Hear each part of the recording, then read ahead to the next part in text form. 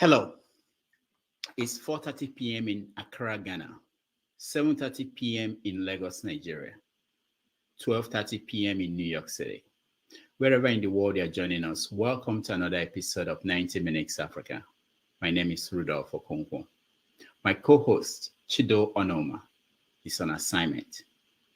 Our show today is special. Our guest today did something that Bob Marley did in Jamaica in 1978. Bob Marley brought Jamaican politicians together in the 1978 One Love Peace concert. Today, Ghana reggae and dancehall stars led by Jahbeloved, Top Girl Rena, and Nee Kante are our guests today on 90 Minutes Africa. We will discuss the upcoming election in Ghana and their campaign to stand for peace. Please join us in welcoming Jahbeloved, Nee Kente, and Top Girl Rena. Welcome everybody.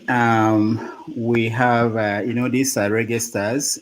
We have some of them are still not ready to join us. They're still smoking the last blunt. But we have Jahbeloved here. Jahbeloved, welcome to the show. Thank you very much, Rudolph. Thank you. I appreciate it. Yeah, it's wonderful to have you back on the program, and we are going to welcome your co-stars when they join us from Ghana.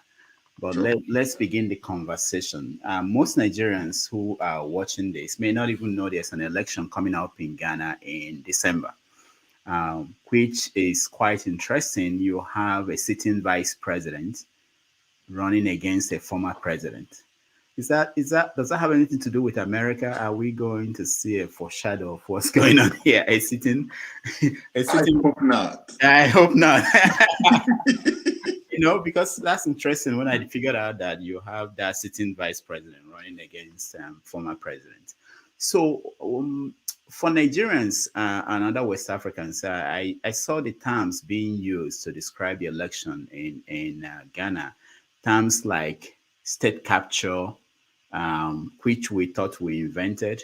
Terms like, that the president or the current government is trying to capture the state, control resources and things like that. So we are going to get into that, and we're going to get into why your group felt that there's too much tension and something should be done for peace.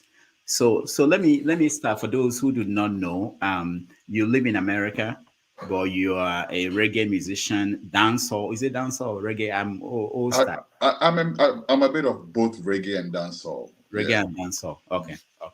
So let's start from the beginning. What's the cause of the tension in Ghana? I thought that Ghana was you got it all set, and you guys are doing well. Why tension? What happened? Thank you very much, Rudolph. First of all, thank you very much for offering me this prestigious platform of yours to highlight what we set out to do. Obviously, all of us can't be here, so when I speak, I sometimes will speak for the rest of the artists, and sometimes I'll speak for myself. If I make any mistakes, attribute that to me, and if there are any praises, for whatever reason, give it to the rest of the team. But that said, let's come to your question, Rudolph. What is the cause of the tension? The cause of the tension is that I'll start by giving this small analogy that my grandmother used to say, right? She used to say that if you hear your child crying, as a mother, if you hear your child crying and they bawl out once, you listen and you see if they'll bawl out again. If they do again, then there's probably a problem. Then you go and see to it. If they do and you see after a while you see that nothing happened, then it was probably just somebody snatched their candy, they got it back, something. But this time we in the diaspora, we're hearing consistent bawling from home. It's not that one time where anymore. It's crazy now. We've always heard the everyday phrase, politicians are the same, politicians are crooks, politicians are this, that, the next thing. This time around, we're hearing it on a scale that we've never heard it before. And to top it off, to refer back to your issue or the phrase state capture, no, you did not invent it at all. Maybe we did, because in our case, we actually have a situation where, and it's a leaked document. I cannot speak to its veracity, but there is a leaked document in Ghana which seems to suggest that the sitting president has set up a certain mechanism to secure the bulk of the nation's resources for himself and his family. And strangely enough, a lot of the things that appear in that book seem to be manifesting. So that's kind of making people nervous. Now, to top it all off, we see an unprecedented attempt to reinstall the vice president as the president. And many people think that this is only an attempt to cover up for massive corruption and all different types of other things. So this kind of, is the reason for the tension. Many people will say, oh, political, religious, whatever. No, Ghana, thankfully, don't have any sort of religious tension. We don't, not that I know of at all. I've never heard Christians and Muslims clashing on that. No, it doesn't happen. Maybe in very small little pockets, never on any scale. That's, And as for the politics there, but say it's what it is. But this time, it's not even that anymore, because there are still even people within the ruling party who want to see the government go out, and they want to see some sort of accountability. And I don't think that will happen if the vice president is reinstalled as the next president. So basically, I think that's what that's all about. Now, the National Democratic Congress, the opposition party, the major one, refused to sign a peace accord. I thought we invented the peace accord. I didn't know Ghana invented that also before us. So what is the reason? Why did they not want to sign a peace accord that will guarantee? So the reason for not signing the peace accord, from what I gather from party sources, from the statements they put out, that is that in the last election, 8 people died, something that's unprecedented in our history. Even when almighty Jerry John Rawlings, who governed Ghana for 19 solid years, right, who's one of the most enigmatic leaders we've had, resisted a myriad number of coups, whatnots. Even him, when it was time for him to hand over, he just handed over and left the scene, right? And nobody died. This time around, to reinstall a civilian president, 8 people have been shot dead. And to make it worse, no attempt at apology was made to the families of those that were shot. To make it even worse, the majority speaker at the time comes out and compares the people that were shot to armed robbers, and says that you do not commiserate with armed robbers, as if these people that were shot in the course of trying to exercise their franchise were armed robbers. It's very distasteful. Now, that has been the situation, right? So it's not, like I said before, it's really not a party thing like that. It's really people not wanting to see a continuation of this government. But like I said, I'm not right now. I'm speaking for myself and what I've observed, and I'm not saying that I'm saying what I've observed. If you want to know what I think, it's a different story, but it could be a close enough story, because the fact of the matter is that it would take deep hypocrisy not to acknowledge what's happening in Ghana. It would take some deep level of hypocrisy not to notice that not a few years ago, Ghana was still the beacon of hope for many an African country. And today we are on the verge. We are on the precipice. We are literally like which is why we went to do this project, because we want people to be aware that we potentially can slip down that precipice, and we've seen it before. We were all in Ghana when we saw Liberians flooding into our country and all of that, all those things that were projected in the song. It's real, and we just want to draw people's attention to it. Okay, we're going to get to the song, but let me ask you this. This is what the NDC said, that the National Peace Council, the people who wanted others to sign the peace accord, that they are not effective. And you mentioned the issue of the 8 people that died.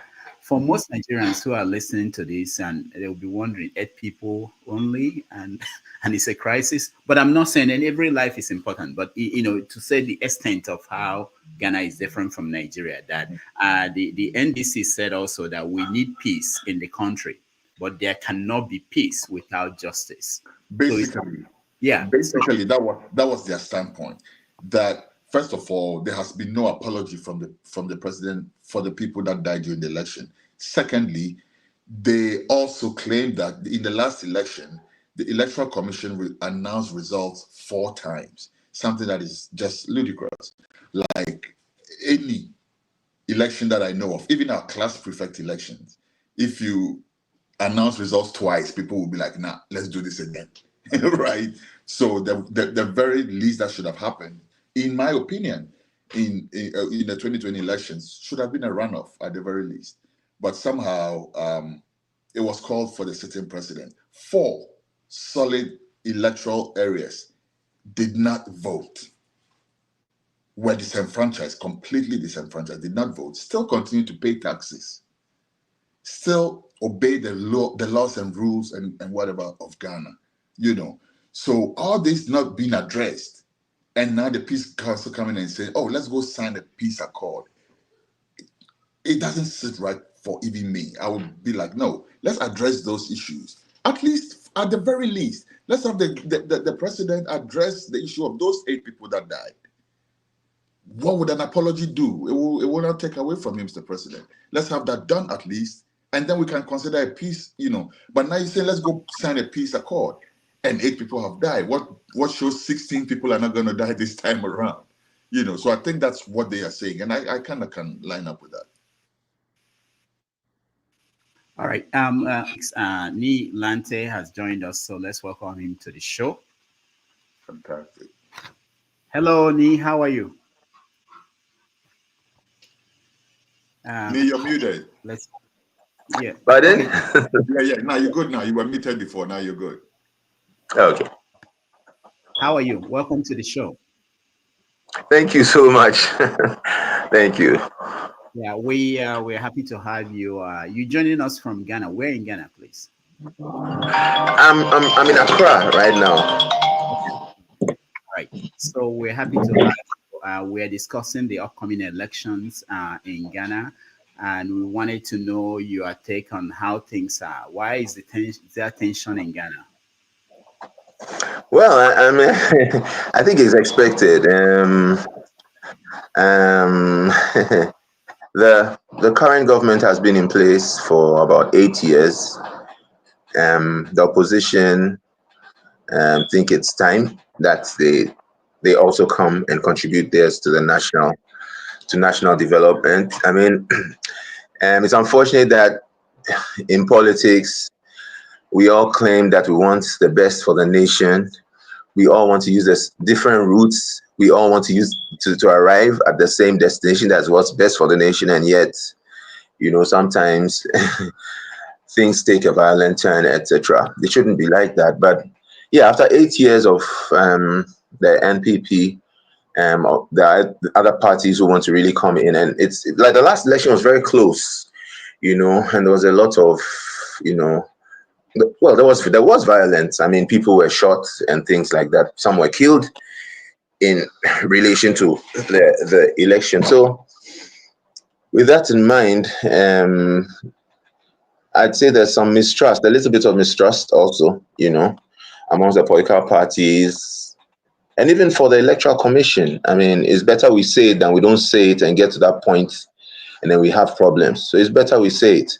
Right. That there's a lot of mistrust surrounding this election we are going for, and that is where we are. that's where we are. So yeah, there's a lot of tension in the air. I mean, we've had political players make statements like, and this time we won't hand over, and others also saying that, I mean, well, if you don't hand over this time, nobody's going to go to any court. You can see the clouds gathering. You don't need a soothsayer to tell you. So, yeah. All right, thank you, Lee. Okay, see, I saw a statement by NPP, the government in power. They said that Ghana will not experience any war, regardless of the outcome of the 2024 elections. The will of the people will be done. What does that? Is that opposition or that's the government speaking? The government, NPP. Hallelujah to that. Because it is their responsibility to ensure that happens. I was on my show yesterday, Rudolph, and I made this point that since the Fourth Republic, and for instance, I was here before the Fourth Republic, but at least I can tell from the Fourth Republic, because that's the democracy that I have witnessed. From Jerry Rawlings, as I've already said, military rule, 19 years, handed over peacefully without causing any kicking a rumpus, right? From him, Kufuor did his time. Kufuor was expected to hand over to somebody from his own party. He lost and handed over without kicking a rumpus. Exactly. Back to the NDC. The NDC had John Atta Mills of blessed memory, who passed on. John Mahama finished his term, did one term of his own, lost, and handed over with an electoral commissioner that he had appointed without kicking a rumpus. So now we have President Akufo-Addo. We expect the same thing to happen, regardless of the fact that he's the one who appointed the current electoral commissioner, regardless of the fact that the stakes are so high for him or whatnot. If he loses, we want him to be gracious enough to spare Ghana the agony of going down the rabbit hole of violence and all that other stuff that we don't want. And again, so yeah, long story short, this is what it is. We just want to make sure that happens. So if they are saying that then we are saying, say hallelujah. We are happy to hear it from them. I hope we can count that as a declaration of their intent to keep the peace in Ghana come election 2024. All right, thank you. We have one of your stars, Top Girl Rene, joining us. Welcome to the show. Thank you very much. Thank you. Yeah, wonderful. I could see that you guys are really up to something wonderful. So, welcome to the show. And where are you in Ghana? Where did you join us from? Thank you once again. Before everything, let me say greetings to my kings in the place. Yeah, I need to show respect before everything. So Thank you. I'm grateful to be on this platform. Yeah, we're glad to have you. Where in Ghana? Thank you. I'm at Boche. I live at Boche. That's in Accra. It's Legon somewhere. I don't know if you're familiar with that. Okay. Yeah, very good. Let's listen to a little bit of the music that you guys made, and then we are going to continue the conversation. Okay. All right, welcome back to the show. For those joining us, we are here. We have special guests today on 90 Minutes Africa. These are Ghanaian dancehall and reggae stars who made a single appealing for peace in Ghana as they prepare for their presidential and parliamentary election on December 7th. So we have in the studio Jahbeloved, Ni Lante, and Top Girl Rena. Welcome back again. Thank you, Dr. Damage. All right, before we get to the project itself, let me show people something from Ghanaian TV. It was about the issues in the politics, what people are thinking about. Let's play a little bit of that and see what you guys think. That the surveys show us that if you ask Ghanaians what are the most important things in your life in relation to elections and voting, education will be there, jobs will be there, health will be there, roads will be there, economy will be there. Now, there are some things that are important that are not here. For example, taxes, number 15. Corruption, where's corruption? Number 9.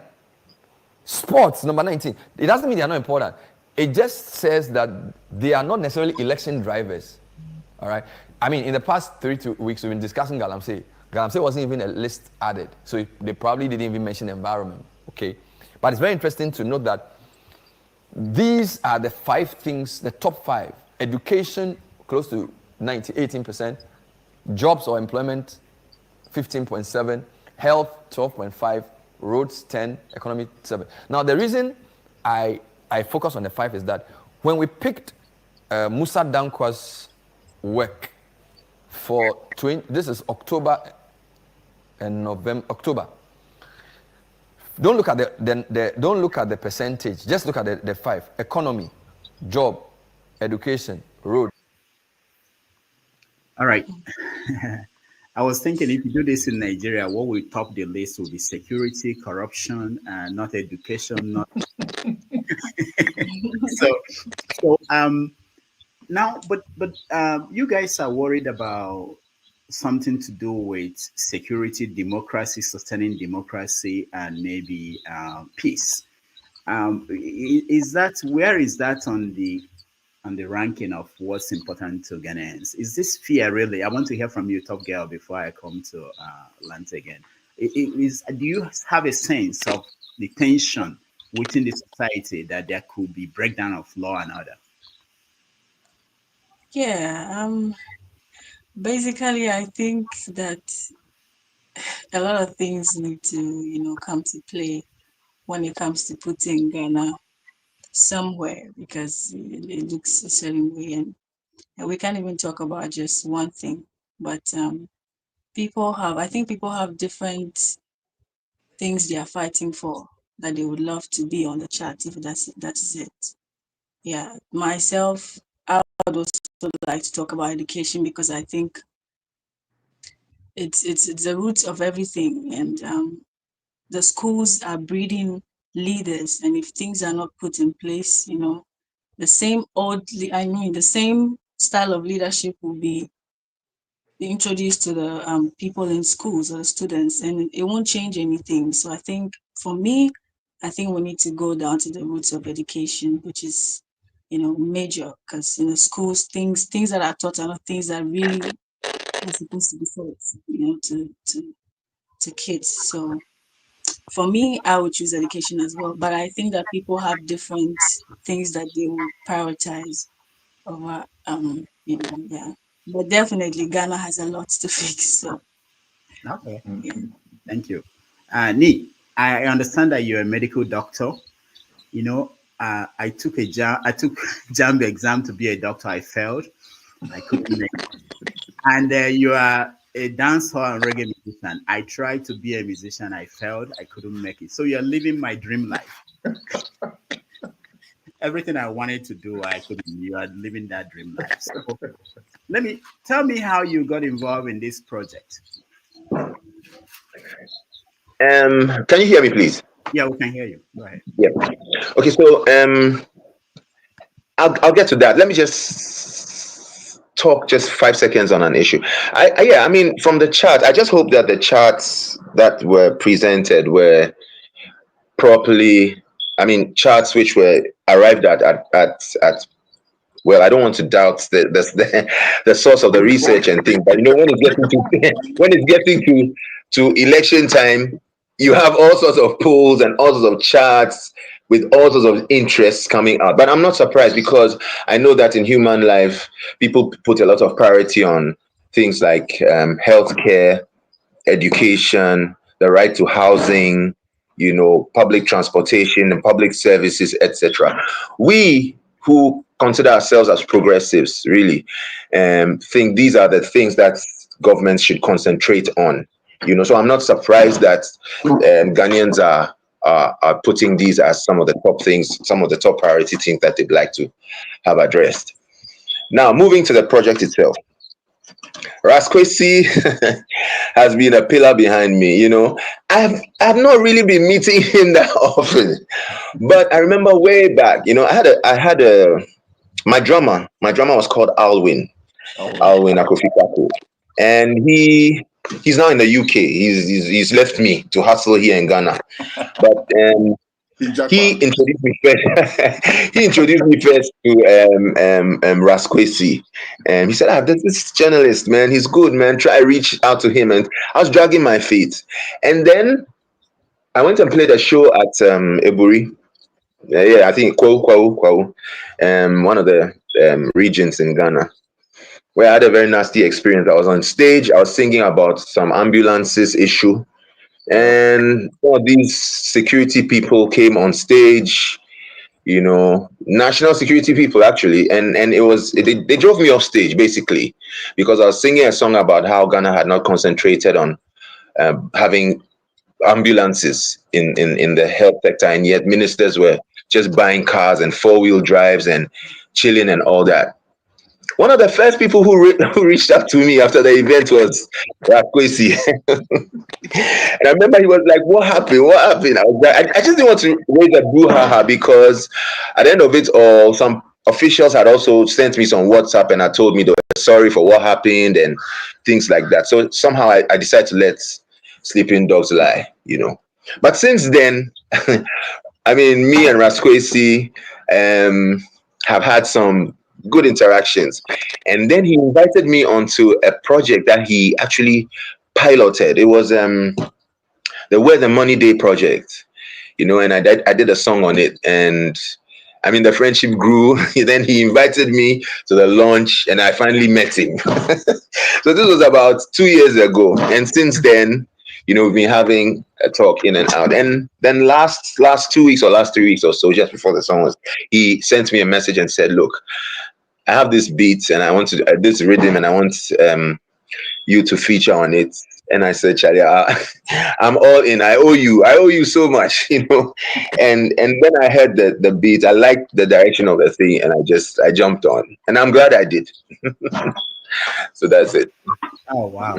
Funny, you forgot one thing though. We also have a song together. You featured on a single with me on my album. You forgot that one. Yeah, I forgot. The man is twisting my hand. I'm in.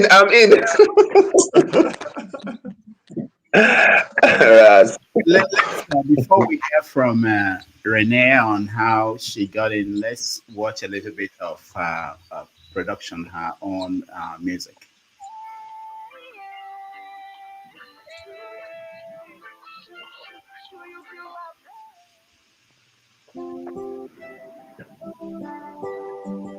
Aye, has ease on it.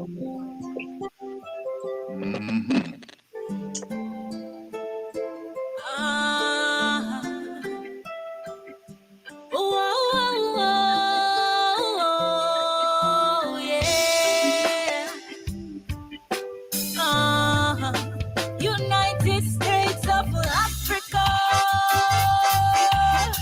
Ooh, yeah. We must unite, oh Africa.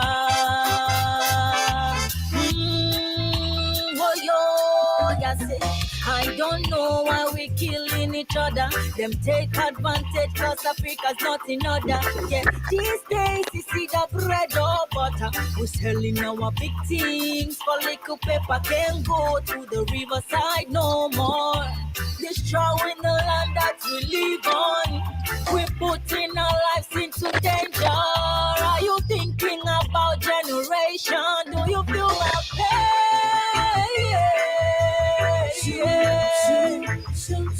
Do you feel my pain? Black man, can you hear me? I said it. All right, that's wonderful. So Renee, tell us how you feel my pain. Black man, can you hear me? Can they feel my pain? They don't feel it. but we hope and pray that one day, yes, I believe things could just switch up. Thank you so much. Um, So, what is this project? What does it mean for you? yes, I'm an artist, and I'm very happy to have my roots from the reggae and dancehall. Like I always say this because it's very core, and this is a genre that really speaks to people. If you only see that if you need to really talk to someone, it has to be a reggae sound, so it could sink in the soul because reggae got soul. I don't know, but I can't just be still. I'm someone who also thinks about fixing something in my environment. I literally fall in love with everything about me and where I find myself. So anytime I see any problem anywhere, I'm like, no, you have to do something about it. And I think that the very first thing that as an artist I can do is to speak up. I have a voice, I have a sound, so I better channel all these things through my sounds, and that's how come that song came out. But then this song I have this song recorded some time ago, some months ago, if not maybe a year or something. So when it got close to this whole Galamsey time, I was like, yeah, okay, this will make sense to drop now. And so we just put it out at this time, and I think it also falls in line with the projects we have talking about peace and all of that. Yeah, so if we have that sound out, I think I should also have mine. I already have plans of mine, but I think it all works together for Ghana's good. And I'm very happy about this because it's not a play thing. Like it's having Milante on, having kings like this on, and then females also coming up from my side. I think these are faces that Ghana and then some parts of the world are looking at. And so if I'm part of this project, it would also shoot my face in that light, and then also give me that platform to say what I want to say about the issues going on around in Ghana. So I'm very happy about this, honestly. Trust me. For having Nilante, to know that Nilante is in a space and I'm also there. Yeah, that's a big deal for me. Yeah, he's a big thing in Ghana, and I'm honored to be on it. I think I got to do this through my manager, who is also featured in the video that you just showed. Yeah, he was part of the protesters, and so some way somehow he knew about this project before he went to the protest. So we had everything laid down, and then he went, and some 1 2 1 2. The system took things into their own hands. But The 1 2 yeah, 1. That's where the matter 1 is. 2 1 2. That 1 2 1 2. Yeah. The police took things into their hands to arrest people who came out to speak, and then my manager was part of the people who are fighting for the nation. So yeah, this project and the whole instances happening around it, this is a big deal to me. I'm honored. Yeah. All right, Jahbeloved, how did you put together the team? Because it's not easy to get music stars together to be part of a project. How did you do that? Thank you, Rudolph. For me, for this particular project, and when I say for me, I would say that's called Mansi Music, right? I can't sit here and be like I did it. It's a team at Mansi Music who did the whole thing, and but for my part, though, the easiest, well, I won't say the easiest, the difficulty was rather in selecting who should be on the project rather than finding artists to be on the project, if you understand what I'm saying. Because already we have 30 artists that we had worked with on the Where the Money Rhythm. All these artists were still accessible, right? And then we had new faces, new talent that we had heard about after we had released the project, like Top Girl Renner, and a couple others who we thought should be on the project. Now, selecting 14, actually 13, because I'm the 14th, right? So selecting 13 out of the 30 plus the new faces, obviously, you know how difficult that would be. There are some brethren who, there's this brethren, and if you're listening to me, brother, let me use this thing to just say, please, because this brother used to call me every weekend. Since this project took off, he's not talking to me. He's not called me anymore. Hello. Hold on, Jahbeloved. Your connection, your audio is not very good. We can sorry about that. Muffled a little bit. So what we're going to do is, I think maybe you can check your audio and then we'll come back to you. I wanted to come to you and ask you, how is this project being received in Ghana now? Are people receiving it? What's the reaction to the single? Is there any reaction from the government side or from the people? How is that going? You are muted. Okay.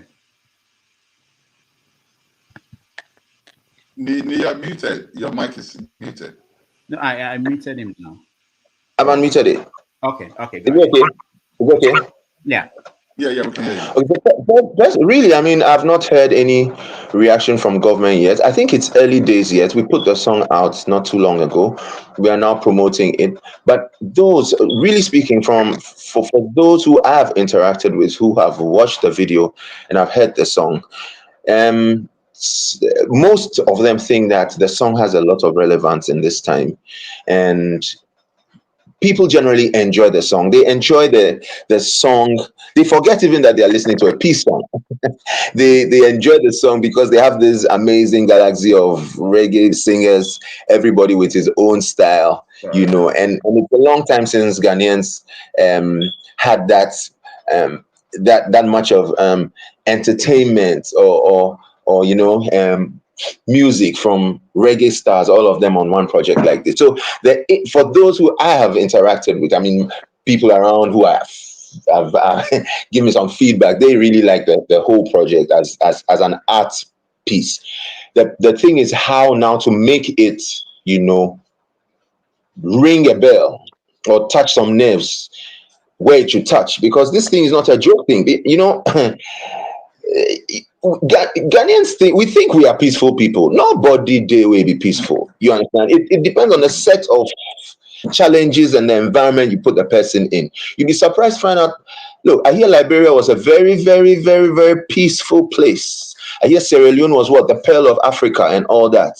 It just took some irresponsibility, and the thing just burst out into flames. So I think we are still in early days yet. We need to really promote this song, and we're so grateful for people like you, sir, for giving us this platform to talk about it, and raise awareness in that direction. So that's what I can really say about the feedback that I've been having. All right, thank you. Let's watch a little bit of your own song, and for those who are watching to know more of what you do.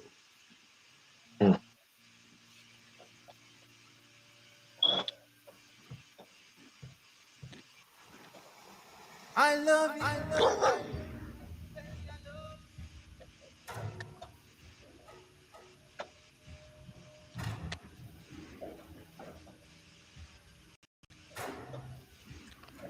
You're my secretary. Tomorrow, baby, we go marry. Then our love will go planetary. Yeah. So till you're back in my arms. Thank you so much. This is you guys are amazing. Jahbeloved. So tell me again.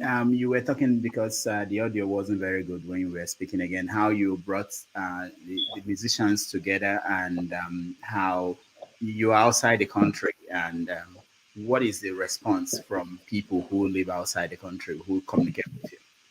Okay. Thank you, Rudolph. So I'll just round up what I was saying before. It wasn't difficult at all putting them together. I rather had a hard time selecting who with the rest of the team. But then we set up a system which made it quite straightforward to select from the pool. So there were other names that were here but didn't get to make we couldn't make a fella type song with the whole first face of the LP. So we had to keep it short. So just that. And then also the reaction, Rudolph, has been amazing. I am very, very happy about the reaction that we are getting with the song. The challenge now is to push it further so that the song will make the statement that we need it to make. because I put the song out there, and the kind of people, industry players, people, even regular people, elders, people that I know who are older than me, who are an inspiration to me in different areas, in the area of academia, in the area of journalism, music, all that, reaching out, and it's giving me a very good vibe, you know. And not just me. When I say me again, like I'm saying, I'm speaking for the rest of the team. We feel very good about what we're doing, and we feel like we are on the right side of history.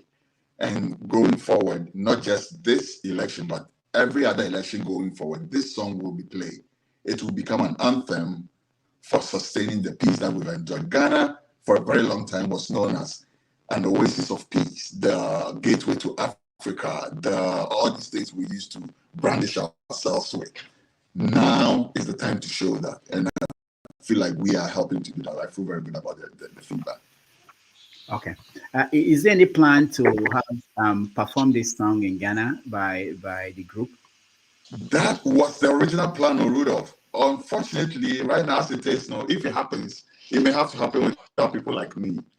I think we're still looking at that, you know, and then maybe have me artist my part, you know, and then somebody else in the part for the artists that are not in Ghana, you know. But that was an integral part of the idea. Unfortunately, we take it off early enough to gather the time for resources that we need to make this happen. But we're still working on it. It could happen that we have a concert where all the artists will come on, play their own songs first, and then join together to play the song at the climax of it. But it may have to be without people like me, because the window I have to see permission from, you know what I'm saying, Rudolph. Your visa is about to expire. Your visa to Ghana is about to expire.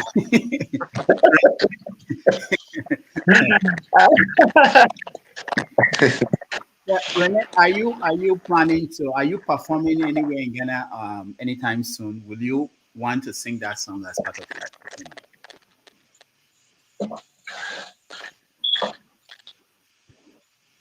You're muted, Top Girl.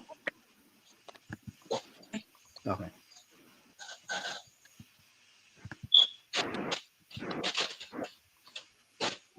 Go ahead. Yeah, definitely. I'm very key with performing new songs anytime I go on stage. So if I have this as a new song, I'm definitely gonna perform it. So any upcoming shows now, yeah, this is gonna play. It's a good thing to do. Yeah. Okay, I understand that you're a student. Are you? That's what my Google search. That's the research I did. Are you a student? Yeah. Yes. Where are you studying?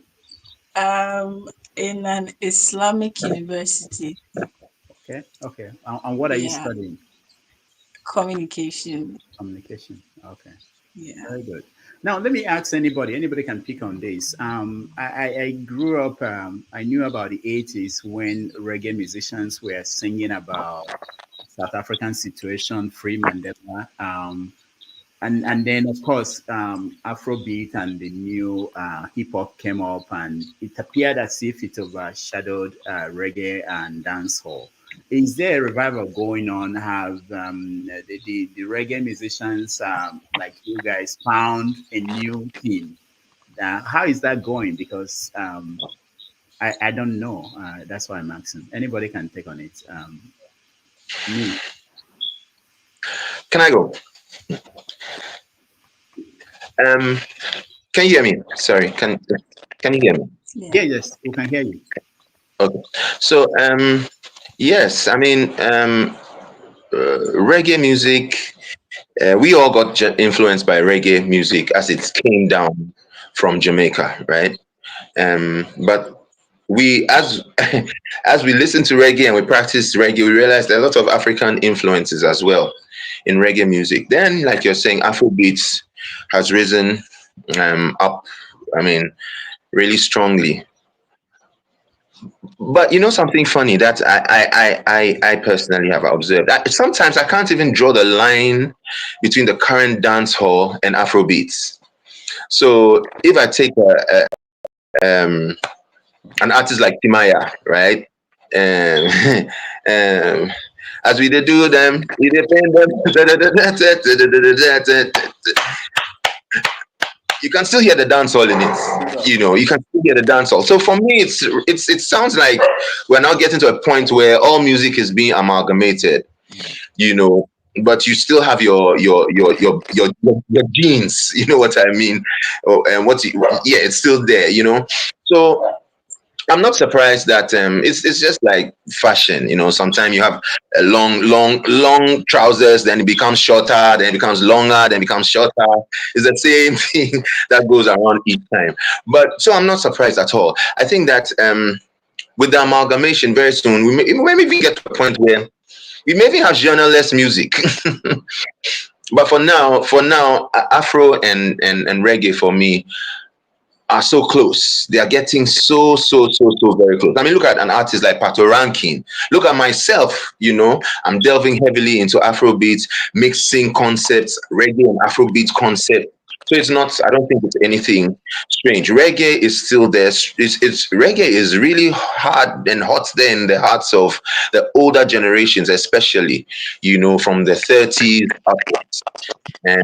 And I know that it's a trickle down on to the younger generation. So That's a good point. Let me ask Renee, as a younger person, how did you get into reggae? Because I would think that you would like the how did you pick reggae as? Yeah, my daddy used to play reggae a lot at home. Yes, this I want to rule my destiny. I'm like, what? Like, what kind of destiny are you always trying to own those? I was very young at the time, very small, let me say, so I didn't even understand what was going on. Why he would like such a song and want to own his destiny. Until growing up, I'm like, oh, you got a lot of destiny to own. So I think right from home, hearing the sounds, I think it started from there. And then when I just started to do music, I found myself loving Christopher Martin's songs. So when I started doing music, I'm like, okay, this is something I could try. Why not step in there? Because I'm capable. So let me just, yeah. So I think my daddy did the magic. Big up, daddy. Big up, daddies. Don't be the reggae in the house. Of course, Jahbeloved, I know a little bit about your history, but so when you look at the scene now, worldwide, or look at Jamaica, who is the person that you are looking up to?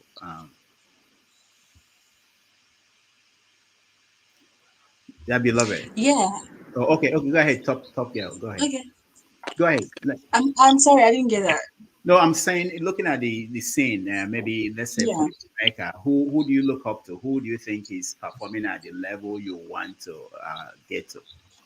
Yeah. Talking about level, it shouldn't even have to be things like material things to acquire or some kind of awards or whatever. But I love people who are really deep in the head. And so any artist I get in contact with who, speaks things that I want to hear, because I'm in my learning process. So if I hear that you're saying things that are, that will actually help my growth, let me say, I get glued to you. So artists like Chronix were people I was listening to, in my early stages, Chronix, Kabaka Pyramid, and that line of artists. I was also listening to Nilante a lot. I don't know if he knows, but my mom is friends in a way. I don't know, in his family. So I knew Nilante when I was very small. I knew there was this man called Nilante. So I used to listen to a lot of artists, and a lot of artists influenced my. Elante, are you worried about getting deeper into politics? I know that reggae music is political in a way, but by this getting involved in this project, you are going deeper into the political arena. sorry, so the sound. There's a sound that's in the background. I didn't hear the question very well. Your sound is somewhere, Rudolph. Pardon? Is it better? Yes, I think it's better now. Yeah. Okay. So my question was about going into politics. I mean, in the sense how this project is putting you deeper into politics. Where are you worried about the reaction? You know, some African countries, when even if you're a musician and you are, they think you're interfering in politics, it could lead to some government reaction. Has that crossed your mind? Yes, I mean, yes, it does. It does every day, and it's really senseless because I mean, for an artist like Bobby Wine, I mean, he's somebody who has inspired me a lot. You know, yeah, I mean politics. That's it. It's a game of ideas. It's a place where everybody brings ideas, and we all claim we are looking for the best for everyone. So why is it that if you are doing it this way, and I'm not happy about it, and I choose to express it through music, that I think we should go this other route. You go all up in flames and you're attacking and jailing artists and torturing artists and things. I think it's the wrong thing, the wrong way to go. But these politicians, they are the same people who say freedom of speech, so they want us to leave it to them, so that whatever way they go, we just sit down and allow them to go that way. That is not possible. It is not possible. We will always sing, and we won't stop singing. And they shouldn't forget that they'll come in for only 3-4 years, 8 years. They are gone. Whilst Ghana still they play. We've got children whose interests. Look, yesterday I just took my Charlie, forget. But look, man. As for the singing, we will sing. If we want to sing politics, we will sing. We are not on an island anywhere. We are all in this same Africa, this same Ghana, this same world. And as far as you have a microphone and a stage to talk on your political platform, I will also go into the studio and sing when I feel like singing. And they should get used to that idea. Nobody is God, You mentioned Bobby Wine. I interviewed him, and I was amazed at what he has gone through in Uganda and what he's willing. He's up to anything they want to do to him. He's not going to back down. So you feel the same way?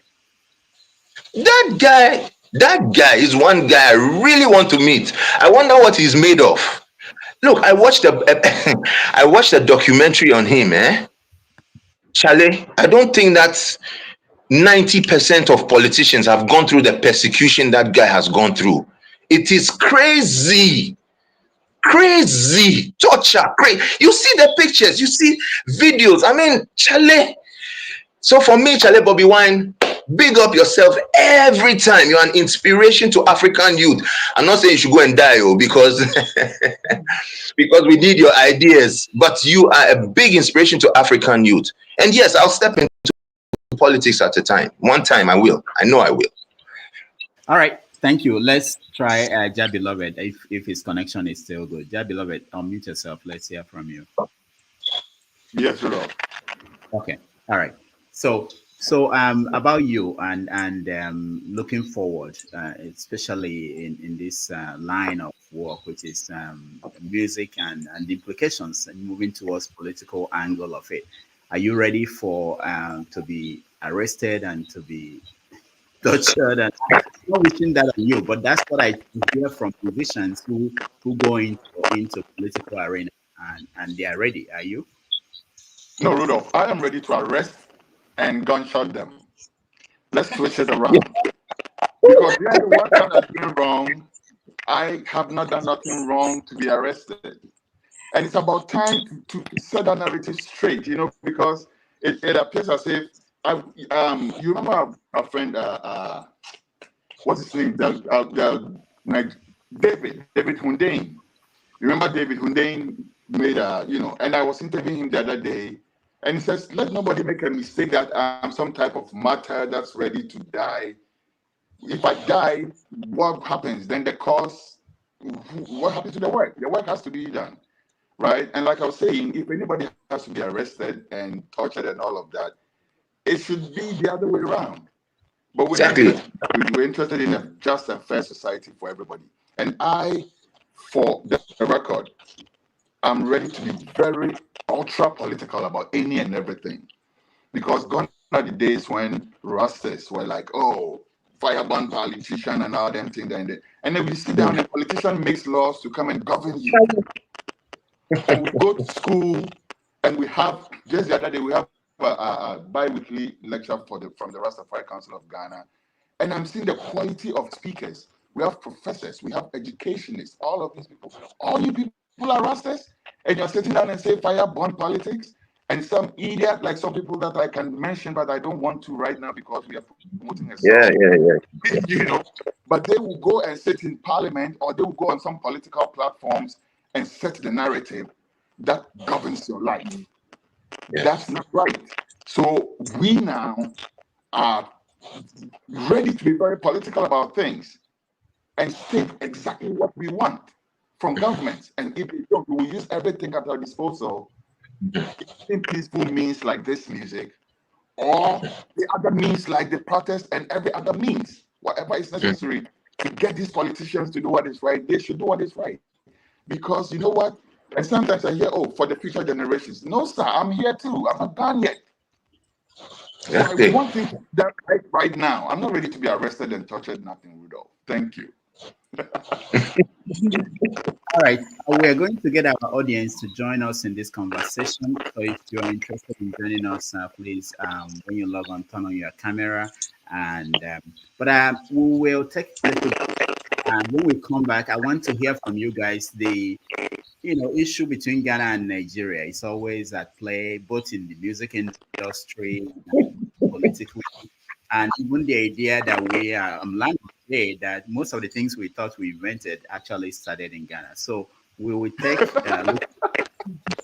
Things all right. I'm serious. I didn't know that. I thought we invented the idea of state capture that it happened when Tinubu came to power. I didn't know that you guys have been dealing with that for a long time. So we will touch on those things and get our people who are here with us to come in and ask questions to you guys. So I would say let's take a little break and then we will continue the conversation. Thank you very much for being here and joining us, and I'll be right back.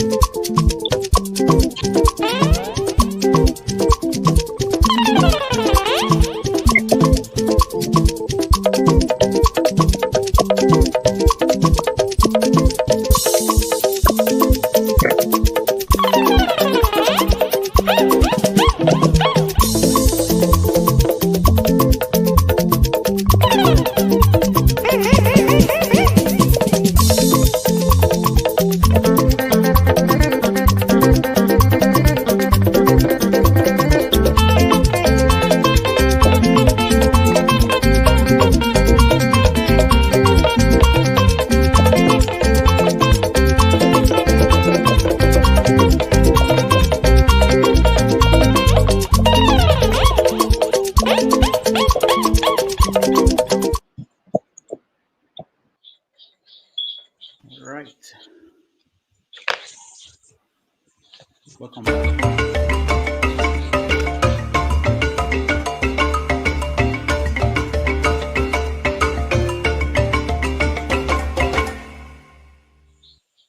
Okay, we've been having a wonderful conversation with Ghanaian reggae and dancehall musicians Nick Lante, Top Girl Rene, and Jahbeloved. Okay, let me, like we played this high life, and Nigerians tend to think that high life started in Nigeria.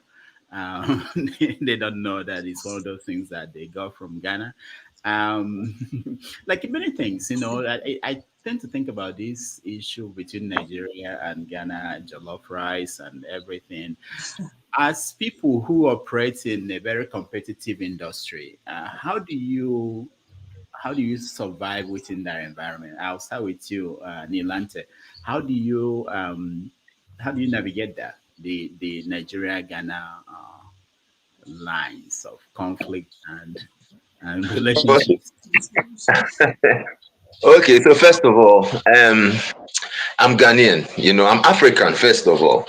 And then I find myself being a West African and I find myself being a Ghanaian. And I find myself coming from a clan or a tribe called the Gan people, right? Now, these, we Gan people, we have too many words that I've heard Nigerians also have in their languages, like ba. If I say ba, it means come. You understand? If I say bawa yeni, I hear in Nigeria they say bawa yeni or something. I hear the Igbos also have. All I'm trying to say is I think we are one, first of all. And we've been artificially, divided by all these borders and things which the politicians take advantage of. We really don't need borders. When Kwame Nkrumah was talking about unity, when the Europeans are uniting, we are busy cutting up Africa into smaller units. So I think it's totally unnecessary. Now, so it's like me and my brother. I'm staying here. My brother is staying in Nigeria. Obviously, there is competition. We have the same genes and everything. And in life, there's naturally competition. Yes, I have your observation there. I've seen it. There are a lot of things that start in Nigeria and Ghana, we take it and run better with it. But when you look at the vice versa, I think it's more in that direction. That a lot of things that start in Ghana, which Nigerians are very good at taking up and running with. and that for me is the thing. I always marvel at how Nigerians are able to push their product. Since we are talking about music, they've been able to push their music so far. I mean, when you talk about the success of Afrobeats, it's like the success of Nigerian artists. We have Ghanaian artists out there, Black Sherif, who else? But I'm talking about the numbers. It's heavily weighted in terms of commercial success. It's heavily weighted in favor of Nigerians. So that I know I've always been thinking, how do Nigerians finance their work? How do they push their musicians? So it's not that we are any super talented than Nigerians or Nigerians are any super talented than Ghanaians. No, I doubt it. I really, really do doubt it. I think there's something about the financing of music that I don't know how it happens in Nigeria. Here, the business community, they really do not understand how big music is now. They either don't understand or they have no interest. I don't even know what it is. So most of Ghanaian artists have been trying to finance themselves. Of course, I've heard that there are some artists who are financed by people in underground business and things like that. But most of the artists are trying to finance themselves. I have financed my music from my work in the hospital, and it's taken a toll. Now I have kids who are in secondary school. I mean, they are heading for the university and stuff, and I cannot keep on putting so much money into the music whilst our kids and our relatives suffer. So there is a need to develop a system that can finance music. I don't know how it will be done, or to make businessmen have more interest in the music that we do. I think we've gotten to that stage, and I think that if we are able to do it, you realize that Charlie, we the Nigeria all we the same level. If you say you guys, you get more financiers. I think also it's an issue of population. It's inbuilt, that population inbuilt in Nigeria. But let me hear from Top Girl, Renee. What is your take on that Nigerian Ghanaian line? How do you cross it? How do you navigate that? Well, shouts to Nigeria. I think Big Man Nilati has said virtually everything about, it has to do with music, food, and we are not even far. Talk of the map, we're close. So I think that, we have a lot in common, and whatever Nigeria is doing, I think thinking about finance, I don't know, but I think Nigerians have a way of pushing music on an agenda. I don't know how they do it. And I think Ghanaians also have to take up that love for the music, and because just as Nilante said, he won't finance the music all through, because he has things to also take care of. So if we have these things in place, I agree with that. If we have systems in place who would support artists who are also doing well for themselves, not other kind of artists who but then artists who are really trying to put the country on the map should really step in, and it will help. That's the only thing Ghana has to do. Aside that, Ghana has beautiful talents, wonderful talents, and it's just like Nigeria for us. All right, thank you. Jahbeloved. Yeah, bro. So that two-way street, right? That is a two-way street, and it goes both ways. Because I can tell you that, yes, Ghana invented high life. Nigeria took it, made it big. You're welcome to use it with our brothers and sisters and everything. Ghana has other things that Nigeria has taken on it. But it also flows the other way. I have a certain research that I've started doing. It's still ongoing. But I think that the word chalet, which has become almost like a tag for the Ghanaian, right? I think it comes from the Nigerian word jare. I'm still researching that, but that's just an example. There's so many different things that when we were kicked back out from Nigeria, right? The people that came, our uncles and cousins, and that came in 1983 on the trucks and the ships and stuff like that. They brought a litany, like a dictionary of Nigerian jargon that has found its way into our language today. Even today, by courtesy of Nollywood, you hear Ghanaians saying things like chai, which actually is also close and has the same meaning as our kai. So you see how close that is. Also, we are the same. It's just these artificial borders that we like they described earlier. But I welcome that healthy competition with Nigeria. I love it, right? Because we have better jollof rice. There's no question about that. And you are not invited to respond to that. But apart from that, we so heavily influence each other, right? We're very comfortable. Let me tell you something, Rudolph. I went to Nigeria in the 90s by road. When I set off, right, I went through Togo. When I got to Togo, I felt so nervous. Nobody could understand me. I could not understand anybody. I heard stories of the gendarmes. I was so nervous. I got to Benin. It was very calm. I still could not understand much of what most people were saying.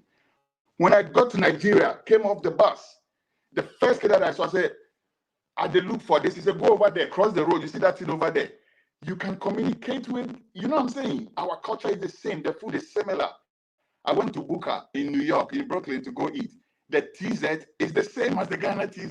The only difference is that there's more greens with the Ghana TZ and less sauce. And then the Nigerian one has more sauce and less greens.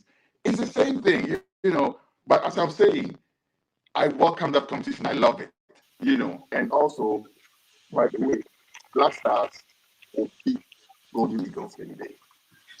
All right, So, Jahbeloved, it's not me that you deal with. When I bring in our audience, you deal with them.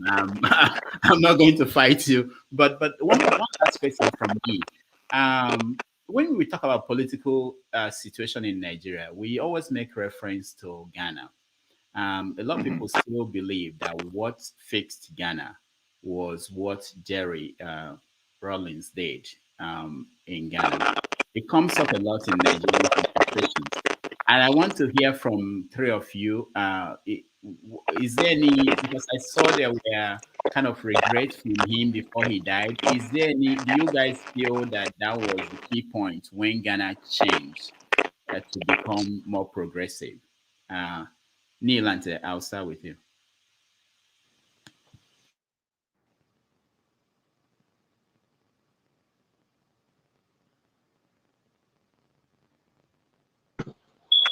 Is it better? Sorry. Is it better? Yes. Okay. You can hear me now. Yeah. Okay. So saying that, I have a lot of Nigerian friends, and they have the same sentiments as you do. They always say that they think that Rawlings was the one who, changed everything for Ghana. There are some truths, but it's not the entire truth. I mean, consciousness and progressivism has existed in Ghana for long, from the times of Kwame Nkrumah, and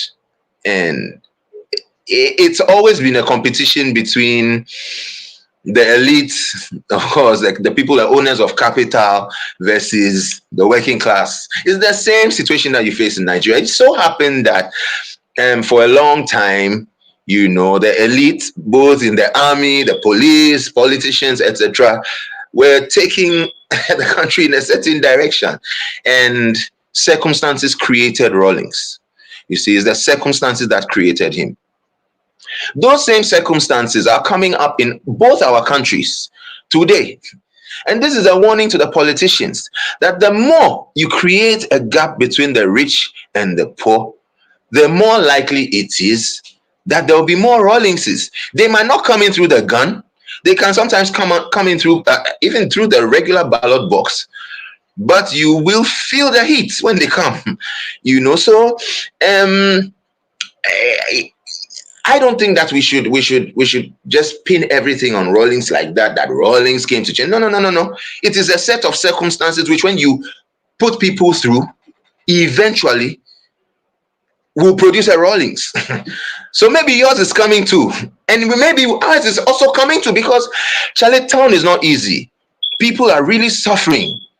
People are really, really, really, really suffering. If we hadn't come to like an understanding that these days, okay, the whole world is democracy, nobody comes in through the gun and through, like, by now we've had like 20 coups already. And I'm sure the same situation holds for Nigeria too. So I just say that, I mean, let's just do things right. Let's just do things right to avoid, having to have people to come and lash us, so that we walk in the right lines. Yeah, man. Thank you, man.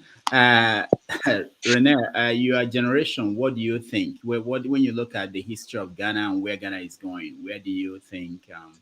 How do you feel? You're muted. Hold on, let me see if I can unmute you. All right, go ahead. It's okay, yeah. Growing up, falling back on Lucky Dube's music and all of that, I can just trace those kind of things from there. And I'm like, okay, Lucky had those experiences, and so he was able to write them well. So I would like to, somewhere, I don't know, but I used to say that I would like to experience some of these things to be able to really write about them. And then I won't say God being so good, but in some way, I got to experience this through my manager, like I said earlier, who was also arrested. And I think it's not so cool because I feel like the politicians don't really want to hear our voices. They don't want to hear the right voices. And so people like my manager and the rest of the people who went on the streets and others who were also giving voices, on social media are all types of Rawlinses, like Milanti said. And so, if Ghana has been very peaceful for a long time, and I share in the theory that if you do something for a long time and you don't want to change it, you keep having the same results. And so if we want to have a different result, I think that we don't have to be the peaceful Ghana, in quotes. We are peaceful, but we don't still have to be like, things are happening and we won't talk about it.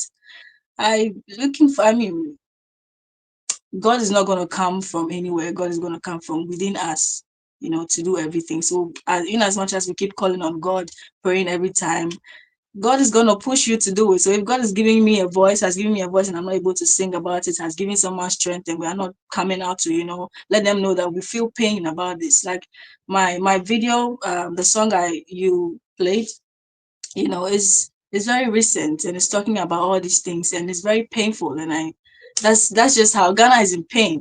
Ghana is in pain right now. We hope for the better. We're not going to stop talking. That's a fact. Yeah. All right, thank you, Jahbeloved.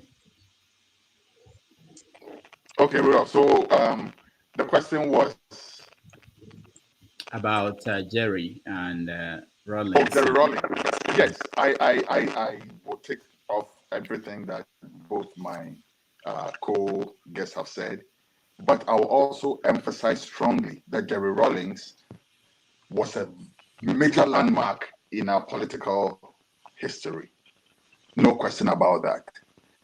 Because not only did he reset the system, and people may have all kinds of debates about that, but he did reset the system, right? And after he reset the system, he was there for 19 years, for good or bad. That's another debate. But he was there and kind of had a stable system and then transitioned it back into a democratic system where people get to vote, versus he being the Alpha and Omega, right? In his day, he could do whatever he liked. He had tribunals. He could just do whatever he liked. However, let's look at the progress that Ghana made at the time. Let's look at the quality of our lives at the time. Jerry Rawlings extended rural electricity. He extended electrification to the rural areas in Ghana. And we actually went on an excursion where somebody was explaining that he actually kind of even rethought the process of doing that. Because there was apparently another line that was cut, that was supposed to be like a spare line, which was supposed to absorb excess energy in case the line triggered or something. And Rawlings asked them, how long have you used this? They said, almost never. He says, okay, can it carry electricity? And they said, yes, all right, pass the electricity through it and send it to the rural areas. So we have somebody like that who will take off his shirt and jump into the gutter and dig out the dirt in the gutter, versus a leader who would come and see chiefs sitting and say, stand up and greet me. So Jerry Rawlings cannot be written out of any. No way. And there were excesses. Of course, a revolution like that could not be without excesses. Okay? And on hindsight, we've noticed that a lot of the things that were blamed on him, he hardly even knew about. We know that, for instance, he was in jail when the coup happened. He was broken out of jail. So he didn't have the ultimate say. There were people who were like, oh, you know what, we're killing these generals. We need a tribal balance. So let's kill some other generals to make a tribal balance. That actually happened. And it wasn't the Rawlings who did that, but he took the blame for that. So the excesses were there, everything. I'm not here to hold brief for him.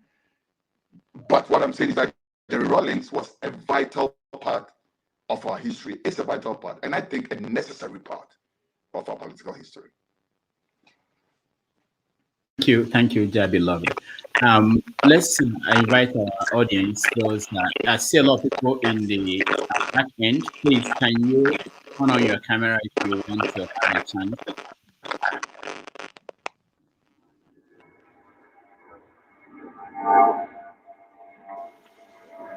I think Jahbeloved, I think it's your connection that is making this. You know what? Okay, thank you. All right, so let's go to on our politics of it. Your platform, Nilante and Top Girl Renee. Good morning, everyone. If you can hear me, maybe good afternoon. If you can hear me, can you hear me? Yeah, we can hear you. Yeah.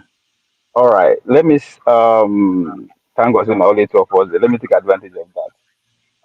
There was Robert Nesta Marley. There was Fela Anipola Kuti. There was Lucky Philip Dube. And I will stand with the protocol that our other guest put before us, that he's not here to represent himself, but to represent the trio. So I will say there is Top Gear Renner. I say that to say these are the musicians that speak to my consciousness. And couple of weeks ago, Buji Banton challenged the African musician, or actually made a note of notification that there is no message coming from our musician. But after listening to African Union by Top Girl Renner, and I think that argument has a perfect rebuttal from what she put forward. And together, for what I'm hearing from the three of them, literally it would take time for you to say these are actually African musicians with their knowledge, with their knowledge of awareness of where we are today and possibly where we should be heading. So for that, I say thank you for the three of you guys for actually bringing back what was in terms of music that speak to the not just the era of that time but the era of today. So thank you for that. And again, Odious Osley wrote a book, The Brave New World. In that book, they paint a picture of how the government will use pleasure and consumption to actually capture pretty much everybody, which explain the kind of musician we have today, pretty much half naked, and the way we consume a lot of things. So when I saw again the appearance of Top Girl, I said that is a brave new girl in the place of a brave new world. So thank you for saying I am different and I'm going to be different just by your appearance. I have just one simple question for the three of you. I want to know what you guys take on the 2019, the year of return. What does it mean to you people? What is your take on that? All right. Thank you, Ovie. So, Nilante, you can start, and then we go to Top Girl, and then Jahbeloved. Yeah, unmute yourself. Okay, go ahead. Yes, sir. Thank you so much for the observation. And indeed, I mean, I also watched an interview by Buju Banton and his comments, and I thought that he had a lot of solid points, in his interview. I think that musicians are inspired by so many different things, but one thing that we shouldn't fail to be inspired by is by the situation in which our people live. I think it's imperative on a musician, no matter how much you like to jam and to have fun and to like to sing about the beach and twerking and all that, to remember that you are living within a certain political environment, and we are all expected to make contributions towards the directions or the development of that environment and how we take things. So yes, I mean, Buju himself has sung a lot of dancehall songs, a lot of slackness in the past and things, but we don't hold him to it because we understand he's a human being. Even revolutionaries have sex. Revolutionaries have girlfriends. They have side chicks. You understand? But it all goes into making up life. You know, the experience of life. So yeah, Buju, if I understand, say there are a lot of conscious musicians in Africa. The situation in Africa is not the same as the situation in Jamaica. You can be arrested. Look at what's happening to Bobby Wine. I mean, you can burn fire and do it. You can do anything in Jamaica. Nobody really gets arrested for that, unless maybe your another rival gang will go attack you or something. But we on a different level, eh? Africa here, they'll jail you and nobody will follow up about your case. I mean, you just So it's a different situation. And I think Buju has to understand that. But now you spoke about the year of return. As for the year of return, yeah, for me it was just a feel good event. I mean, since the year of return, nothing has changed for the ordinary Ghanaian. Nothing. What has the year of return done for the ordinary Ghanaian? Nothing. It's just show. You know, I expected that if you want to organize a year of return, you should organize it in such a way that look, why is there not a direct flight between Accra and Jamaica? If I'm going to Jamaica, I have to go to UK, then go to Jamaica. And we have heads of state, African heads of state. Why can we not have pilots who can pilot straight from Accra across the Atlantic or whatever it is and land in Kingston? For me, it was just a show. And when people came and performed on stage, the effect for me has been zero. It has not changed our circumstances. I think it was a good idea, but it wasn't run well. All right. Thank you. Top Girl, you're next. Yes, thank you very much, Ali, for your comments on my video. I don't I don't know what is really wrong with with African leaders. With all due respect, I feel like if you have an institution and you run it well, you would make more money without having to steal or whatever it is. So I don't know why you have a whole country where you can make money from you know before money, Africa is everything, and everything we have is everything. But then if you want to make money out of the country, you don't have to be stealing and trying to sell the country or all the things we hear about. Year of return is a big thing because people come from outside and these people have currencies that are 10 times higher than ours. And so they're able to spend and we can make money from that. So if you're playing around these things, closing toll booths and all of that with some flimsy excuses, where these are places that we can also make money. And Ghana is just going to go down. So I think Nilante said the right thing. It's a good initiative, but it really wasn't done. Well, it was just, because there's nothing we can really say about it. It's just having a show and people come and they connect, and the connection is not with it doesn't have any intention. It's just raw work. There's no purpose behind it, no objective, and so we can't even evaluate after everything. It's just that's it. So I think well, things will get better, and we'll have this right. All right, Jahbeloved, thank you, Top Girl. Thank you very much, Rudolph. So okay, let me start from this one because I remember that. What was the previous question before that? Because I was trying to get back in, so I may have missed that. No, what's your take on the year of return? That's pretty much the question. The year of return. Okay, so for the year of return thing, first of all, I think that it's something that, like me and Rena have said, great idea, poorly executed. Like a lot of other things that we deal with, right? Some years ago, another government said they were doing something called the Jacob Project. I was very opposed to that because the very imagery to me was wrong, right? Because the Joseph Project, sorry, not the Jacob, the Joseph Project, because the whole idea was that we as Africans had wronged our brothers and sisters in the diaspora, and they had gone and prospered just like Joseph in the Bible and was going to come back home with the wisdom and the wealth. No, that's the wrong narrative. So I was opposed to that right from scratch. And we see that the politicians are not getting any wiser. They're still doing the same thing in the same way. If you want to do a year of return, it has to connect with everything. There are African Americans in this United States where I live who have capital that they want to invest.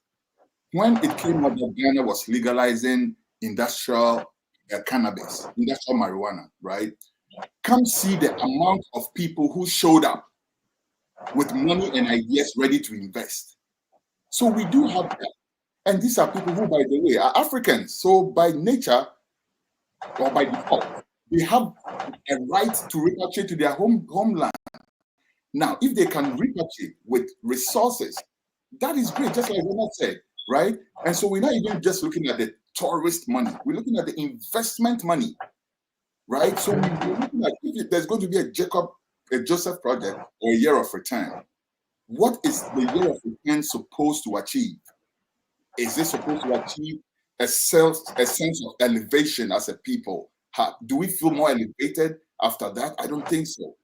What did it achieve? Has the economics improved for both Africans at home and abroad? I don't think so. So that's where I stand on that. You know, that's really where my mind is out on that. All right. Thank you, Jahbeloved. Let's go to Mr. James. Yeah, good evening, everybody. Can you please hear me? Yes. Yeah. Good. Please, I would like to make a statement before I continue with what I've got to say. Personally, I don't like meddling into other countries' affairs. That's just my nature. I'm interested in what is going on now because it's an African problem. So I will not criticize Ghana as a country. What I say should not be regarded as a criticism, but it's just an attempt to find or to suggest solutions to Africa's problems. Other people's problems should not be mine because we have mountains of problems in Nigeria. Okay. Please, Dr. Damages, kindly spare me 3 minutes. I don't know if you mind. Okay, all right. Thank you so much indeed. You know, Ghana has come a very long way in their national history. It got to a climax on June 26, 1979, when Afrifa and Akufo faced a firing squad at Teshi firing range. And on June 16, 1979 also, I think if I'm not mistaken, Ignatius Achampong was also publicly executed by firing squad. After that, they tried to stabilize, and 4 judges were extrajudicially, should I say, murdered. The Azukrab report, commission was instituted, and they submitted their reports, and controversially, or arguably, Kojo Chikata and Katapore and others, they were able to escape, you know, the long arm of justice could not catch up with them. Eventually, if I'm wrong, please kindly correct me, Joachim Amata Kwe, Johnny, is it Jandu, and Tekbo, something like that, they were executed at Unsam one area where they have a prison because of what they did to those judges. They were trying to find their bearing. In the history of West Africa, at least, it's only one country that has gone through that route, and that is Liberia, 1980. The American Liberians mismanaged the country thoroughly for 158 years, 1822 to 1980, when Samuel Doe took over the government. And in April 1980, I think 14 or 16 top-ranking government officials were sent to hell by firing squad at Tobacco firing range on the beach of Monrovia. In Nigeria, we got very close to that situation. We only killed 3 heads of states: Tafawa Balewa, Murtala Mohammed, and what's his name, Abacha. These were the only 3 we've killed. The point is that in order for us to find our bearing, we've tried all sorts of measures, but we are not getting anywhere. I am of the opinion that the root cause of our problems is colonialism. Colonialism because Whenever Africans have reasonable governments, they don't know peace. Kwame Nkrumah was in, I think, Hanoi or somewhere in the Far East when he was overthrown in 1966. Patrice Lumumba was killed in Congo by the Belgians. Thomas Sankara was killed by the French in connivance with Blaise Compaoré. Robert Mugabe did not know peace. Murtala Mohammed of Nigeria, February 13, 1976, the day he was killed in a coup, the coup leader was at the British High Commission in Nigeria. I am of the opinion that the present route we are taking will lead us nowhere. Election is not the issue. We just have to sit down and work out an African solution to our problems. That is my opinion.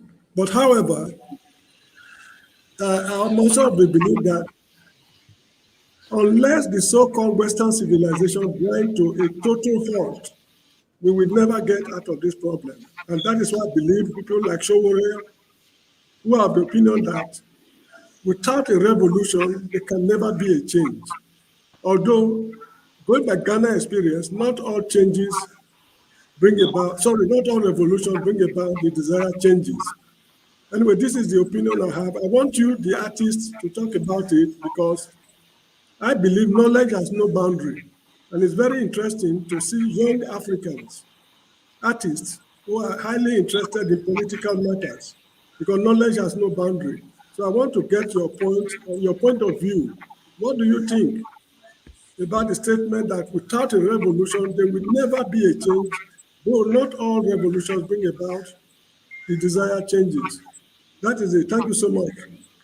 All right. Thank you, Mr. James. Who wants to take on it? Anybody? I could go if you want me to. Okay, go ahead.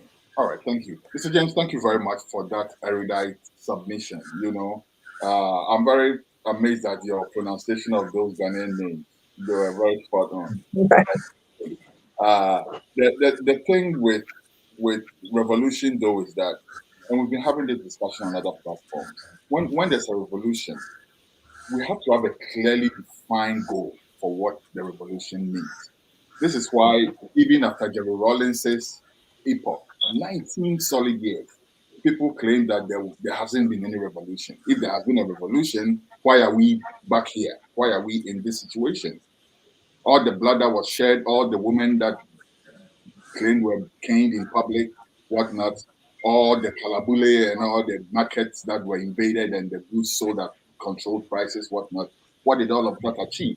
If we are back to the situation that we're in. So that word revolution itself is very loose. It's very flimsy, if you ask me. I think that every group of people should define exactly what they want at what point in time. Now, if you ask me, Ghanaians want Galamsey to stop. That is a fact. Ghanaians want our democracy restored. Even if we still have crooked politicians, we don't want the ones that will do so and, excuse my French, shite in our faces on top of it. We want those that if we catch you, we can hold you accountable, right? Back in the day when we got hold of politicians who were stealing, we took them on. Under John Mahama's government, he prosecuted his own appointees. He fired his minister just because the minister said she was going to quit politics if she made $1 million. $1 million. If. Versus today, we have a minister who reports that her maid has stolen, how much was it again? $10 million. And that's me, well, how much was that again? $1 million, something like that. And that's how much the maid stole. For somebody to steal $1 million from under your bed before you notice it. Sorry, that is chicken change in Nigeria. I'm sorry. My point. It's very, very normal in Nigeria. That's money that was stolen. They even steal more than that. I'm coming to that. And thank you very much for bringing that in, because this was a discussion back when John Mahama fired Victoria Hammer for wishing she made $1 million. Rudolph, we were at Sarah Reporters at the time. I remember you and Adiola making fun of me because it was, what, $1 million? That is like the money that they separated for themselves to go to lunch back in Nigeria. You know, but fast forward, the amount of missing is mind-boggling, even by Nigerian standards. Let me tell you what, Bank of Ghana, which is not a trading bank, which is a governing bank, reports a loss of $6 billion. Mark that, $6 billion in 1 year. One single year. Right? So we've moved from that $1 million thing, wishing to have it, to actually embezzling $6 billion.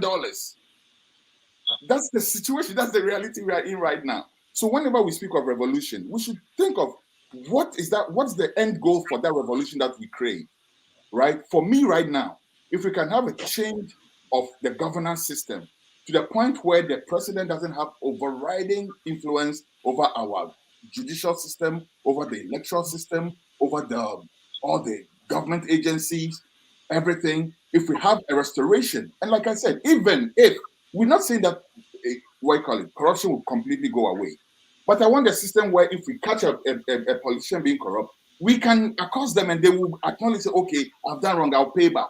John Mahama made some of his ministers pay back. John Mahama sent one of his ministers to prison.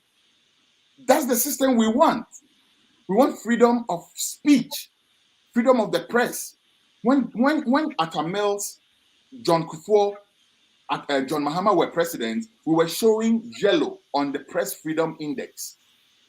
I'm challenging everybody now, please go back and go check the Press Freedom Index and see where we are at today. And that's what we're talking about. So for me, every little victory counts for me. Even if we have some reset to that system, I would count it as a mini revolution, and then we can move on to the other things. Well, when John Mahama was in government, I was on his heels about things like genetically modified foods and the US setting up a military base in Ghana. Those are the issues that I was attacking John Mahama for. Today, I'm attacking this guy for asking chiefs to stand up to greet him. That's how ridiculous this thing is. Yeah, man. All right. Thank you, Jahbeloved. Please, Jahbeloved, kindly give Rudolph the permission to send me your number. It is WhatsApp. I'm sending my number. I would like to speak with Mr. James. Thank you. Thank you. All right. Let's we'll get to other people. We want to respond. Top Girl, anybody wants to say anything? Yeah. Okay, go ahead.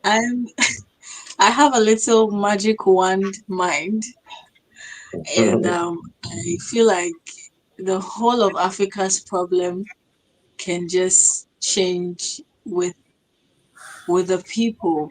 I mean, if we're all going to, I don't know how this is going to happen, but I feel like the rat race thing is also not helping. You know, we need to stop learning certain things from them, stop following. The whole of Africa needs to just stop and come back to senses and look for loopholes, look for gaps and fill in things. I don't know how that's going to happen if we're going to go back to if that's how nature began. We're all going to go, excuse me my words, we're all going to go naked on the streets one day and say we have given up on the rat race, we've given up on all these flashy things and all these or anything, things that are really draining us, and then let's structure Africa in its own way, where we have our own educational system, we have our own ways of doing things, where we don't have to be looking for the Louis Vuittons and all those things. I personally feel if aside the heads where the problem is, definitely we have to tackle whatever is happening to the head happens down there. But if it is about the people, I feel like the whole of Africa just needs to stop and start over again. All right. With a new mentality, yeah. All right. Thank you. Hold on.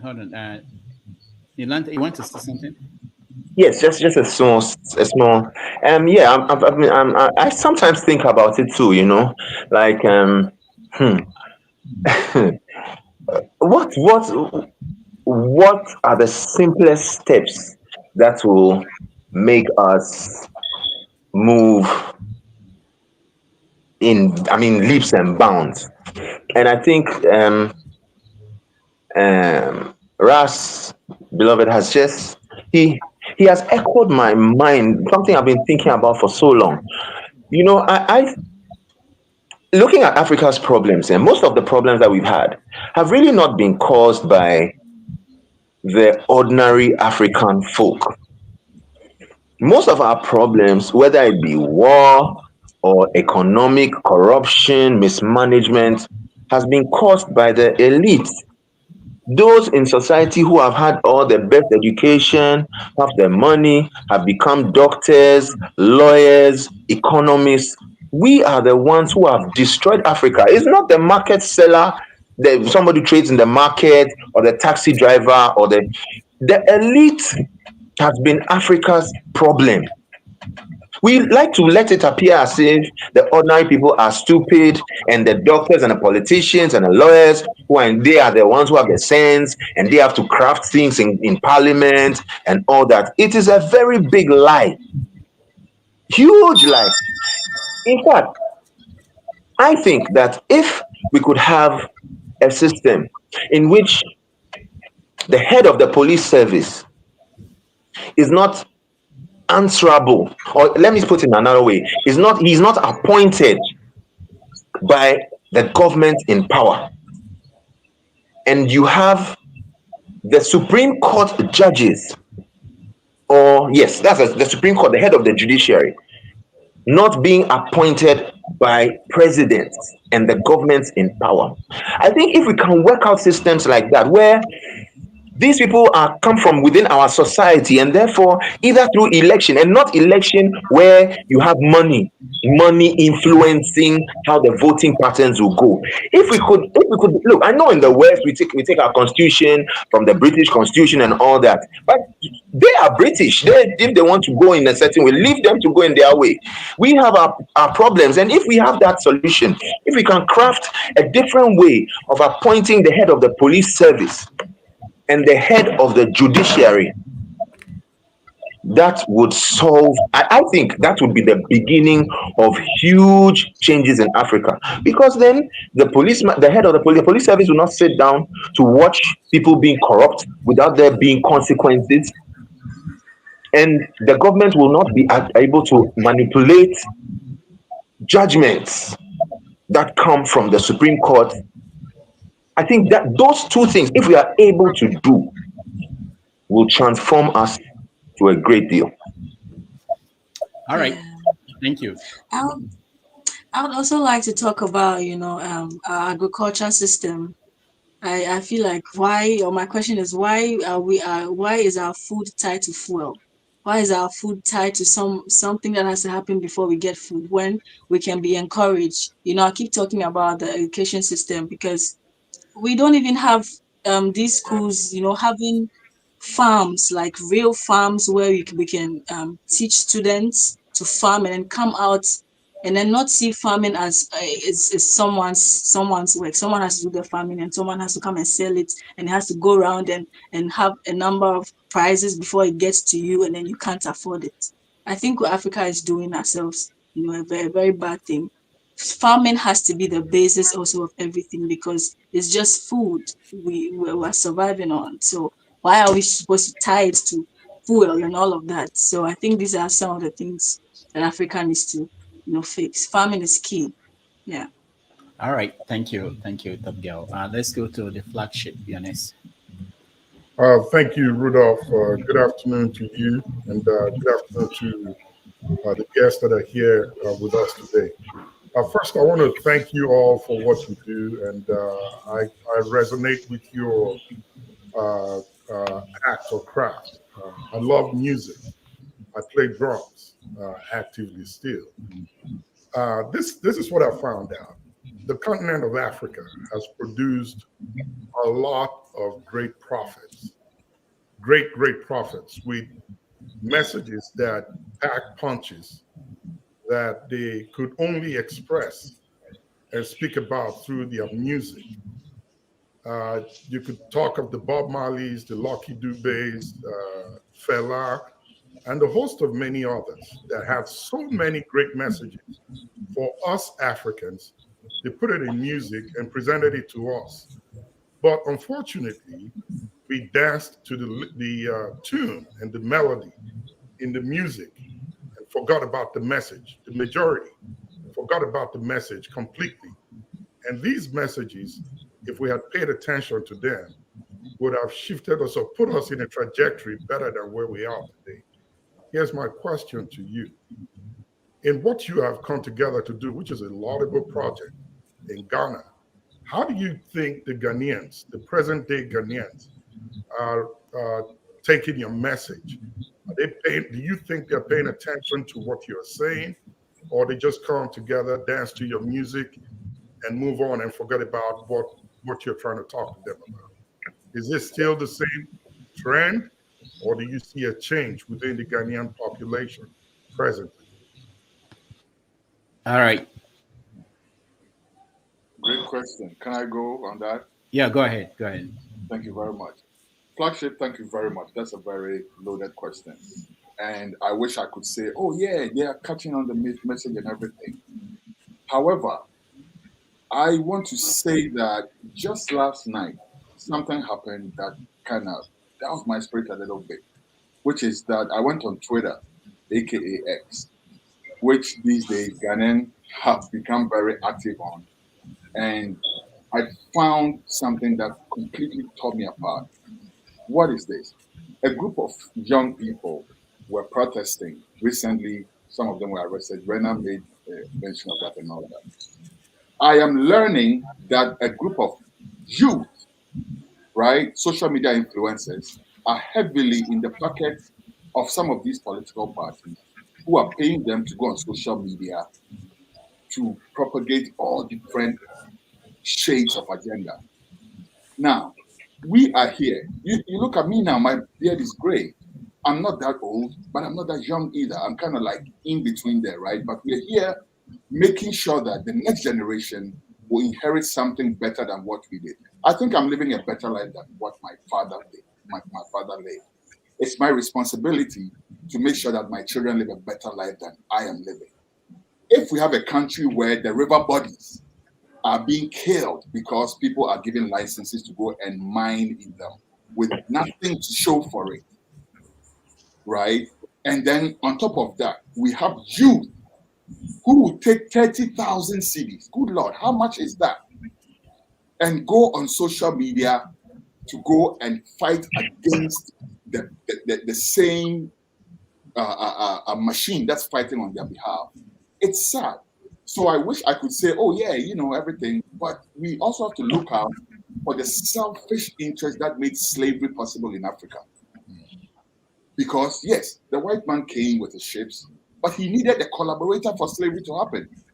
The Chinese man has come with his champagnes or whatever they call that stupid nonsense they use to destroy our water bodies. But they need Ghanaian collaborators, aka the youth of today. And of course, some of the old people, the chiefs and the politicians and all of that, to make that nonsense happen. So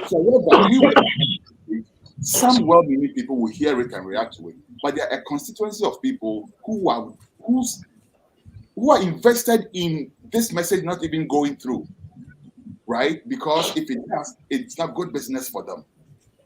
Believe it or not, there are people who are interested in seeing chaos and war in Ghana because it will mean good business for them. And sadly, let me add this too. One video that I saw, after the Chinese had gone to destroy the water body, group of investigators went there. Guess who showed up after the Chinese had run away and everything? Some Ghanaian youth. What do you want? Hey, wait, you go away from here. Yeah. The same people who the land belonged to wait for the Chinese to destroy it, and then they go and glean through what has been left over and then fight to protect the same people who are destroying their land. We are sick.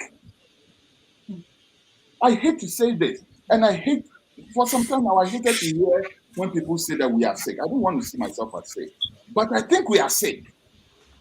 And there's a Ghanaian saying that the first cause to remedying a sickness is admission of the fact that you're sick. So we need to realize that there's something wrong with us as a people and rectify that. So the message, long story short, is being received largely, but there are other people who will do everything to make sure that the message doesn't go through. But we're here to fight them. Thank you. All right. Thank you, Jahbeloved. Jefferson, you're next. Yeah, good afternoon, everyone, and evening. For my Ghanaian artists, sorry, can you guys see me? I think the camera. For my Ghanaian artists, I want to thank you so much for the music you guys have been doing so far. Well, there are so many artists there. It's not easy to keep tabs with everyone. But we all know that, the African consciousness is there, and you guys are also passing your own awareness as well. Um, However, this issue of awareness has gone a very long time now. So how do I put it this way? Uh, yes, music have been passed. We had just like someone just mentioned. Someone told us spoke about the likes of good artists that we had, like what I mean, Bob Marley, Fela, and so many of them. You know, they were passing a message. And the funny thing, when most of them were alive, they were seen as crazy people. But how ironic it is now that as they are dead, their message seems to outlive them now than when they were alive. Pertaining to our Nigerian context, when I listen to the Bela music, it's as though we are just playing the script, you know, and it's very, very, very, very, very sad. And I don't know if it's Jahbeloved that said it. He said something about someone stealing $1 million. I was just laughing because, in Nigeria, wait, hold on. In Nigeria, it's normal. It's normal. It's mild compared to what they can do. And let me even shock you guys to tell you how our reputation is getting damaged on a global scale. Because I'm currently in Texas now, so I entered an Uber, and most of the Pakistanis they ride. Just everybody else rides Uber. So I entered the Uber, and then it was taking me from point A to B. We got talking. We talked about career for my side and his family, and he told me about how things started in the US, how people were able to get their social securities very easy, how they got this very easy, and then in terms of giving credit. And then guess what? The Pakistani was complaining bitterly that yes, the Indians and the Pakistanis, they were afraid to steal big chunks of money, like from loans, financing, and they were afraid to steal big money. But when it comes to Nigerians, they will go all the way in and steal the money, even in America here. When this man said this to me, I will not lie to you. Within me, I was very, very embarrassed. I was like, wow, we have gone global. They have known us everywhere. And that's why if you look at it, when we go to other places to maybe apply for visa or do any business, you see the level of stringent restrictions they give us. They have criminalized us. So, what I'm trying to say in a nutshell, that on a global scale, they criminalized us. And unfortunately, our leaders are not even helping matters. They are further committing more fraud. They will say they are doing capital projects, and those capital projects they are doing back home is not even reflecting, And it also pains me the more that when our leaders also borrow all these funds, they do whatever they please with the funds, and then they want to now push it on us that we're going to pay back for what we don't really know about. It's actually concerning. It's a thing of concern for me. You cannot steal, you cannot borrow and steal and squander whatever, and then you want to throw it on our face. And that is where we meaningful citizens need to really fight. And again, sometimes too, there's one thing I want to say concerning the artist. If you look at it, both in Nigeria and in fact, even in Ghana, you've noticed that there are some artists who will sing to the bidding of the politicians. They always hope to hobnob. They want to get relevance. Well, I'm not against anybody having a viewpoint, but I'm against when you don't use your platform to pass message.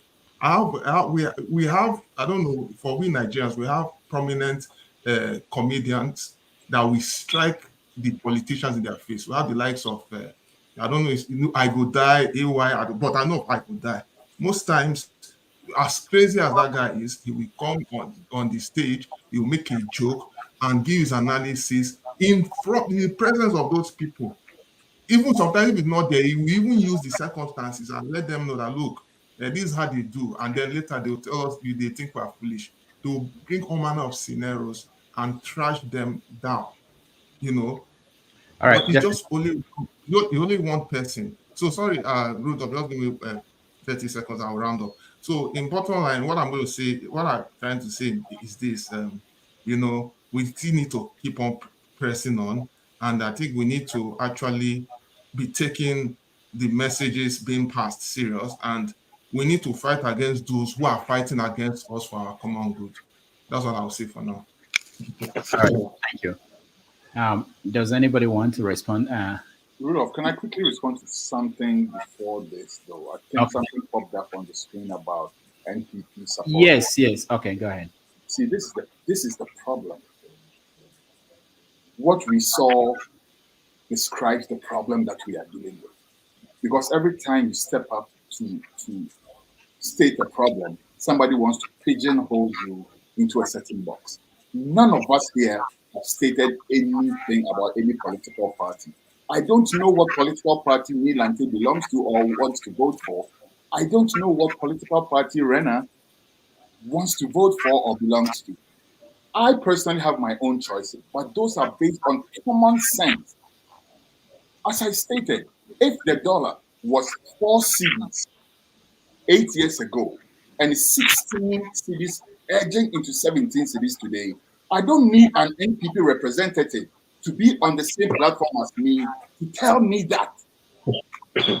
And if this NPP person is watching, the platform is open. Please come on. Rudolph, can you please give this person the opportunity to come here and say anything different from what we are saying? That is the thing. Now to the brother's point. Yes, sir, thank you very much. And you are my fellow Texas mate. I should come and look for you sometime soon, right, Jefferson? I'll come be I think I come at home, so expect me sometime soon. All right. Yeah, you're welcome. Thank you very much. Yes, but see, yes, in Ghana, we do have hard-hitting artists also. Some of us are a bit more subliminal because of what we just saw, because of what I just mentioned. Every time you open your mouth to speak about something, somebody wants to make it look like you are the spokesperson of some political party. Brother, apart from your NDC and your NPP, we are here too. You understand? You can put your NDC and your NPP in a big, beautiful black box, soil it in some gasoline, and set it afire, and we will still be here. These political parties came to beat us. I was born before both NDC and NPP. And you're telling me that because of your stupid political party, I cannot express myself? That's outrageous. Like I said, Dr. Damage's Rudolph's platform is free. You don't charge to get here. Please come on and state whatever you have to say. Thank you, Rudolph. All right. Anybody wants to add anything? Should we move? Yeah, what happened to the Ghana flag? In this case, we are discussing issues concerning country, not political parties. I mean, what happened to the Ghana flag? Should it always be NDC or NPP? Whoever it is. Right. You can't even see a Ghana flag waving when it's election time, and it's very heartbreaking. And I look around and it's very, very heartbreaking. No love for the country. We're talking about country and yeah, differentiate. You are talking about NPP, as if you're here discussing NPP and NDC. Okay, let's move on because I have a surprise at the end that I want us to get to before we run out of time. Righteous Man, you're next. For those who are watching, Righteous Man, those who are joining us from Ghana, he's actually alive. He's dark because he's in Nigeria. So we are used to that. see, Ghana, you won't know the difference, but when you see someone in Nigeria, you know. Righteous Man, welcome to the show. Your question. Yeah, Dr. Damages, I greet you and I greet all the panelists, Uvier and the rest panelists and our guests today. You guys are very wonderful. Yeah, I live in Lagos, I live in Nigeria, and I appreciate Ghanaians. I've been to Ghana and the treatment I received was sweet, very beautiful, very encouraging, And I see Ghana as one of our big brothers, Their lifestyle there is cool. I got to Ghana around 1 a.m. in the night.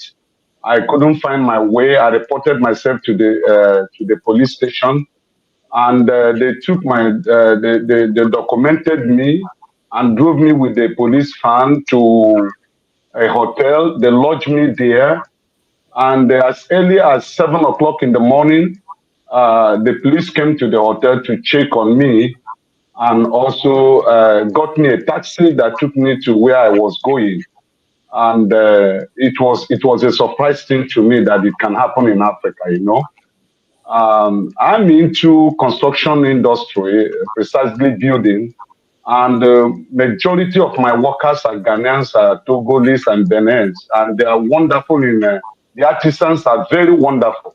If you use Ghanaians to do your foundation or POP or setting of block or roofing or painting, in fact, go to sleep for 100 years, nothing will happen to it, unlike our people down here. So my question is this, just a little question I want to ask you. The reggae man, I'm a lover of reggae. Don't you think that the Western world use hip hop to destroy the message of the reggae music? Because Africans were using the reggae music to fight colonialism and apartheid in South Africa. But the Western world saw it as a threat, and they gave us a music that does not suit our lifestyle, that has created social imbalances today, corruption. What are you doing to bring back the life and the well-being of reggae music? That's number one. Number two, how do you get, well, okay, let me paraphrase it. How do you feel when you hear a Nigerian say he is buying or she is buying this bag called Ghana Must Go? How do you feel? Does it in any way affect you psychologically? Do you feel that it's a letdown? How do you feel? So that's my two questions. Thank you. Thank you. I know Rena and Neil may want to, but let me quickly, because mine is going to be very brief.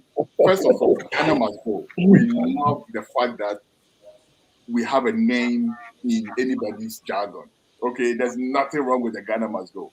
I love it.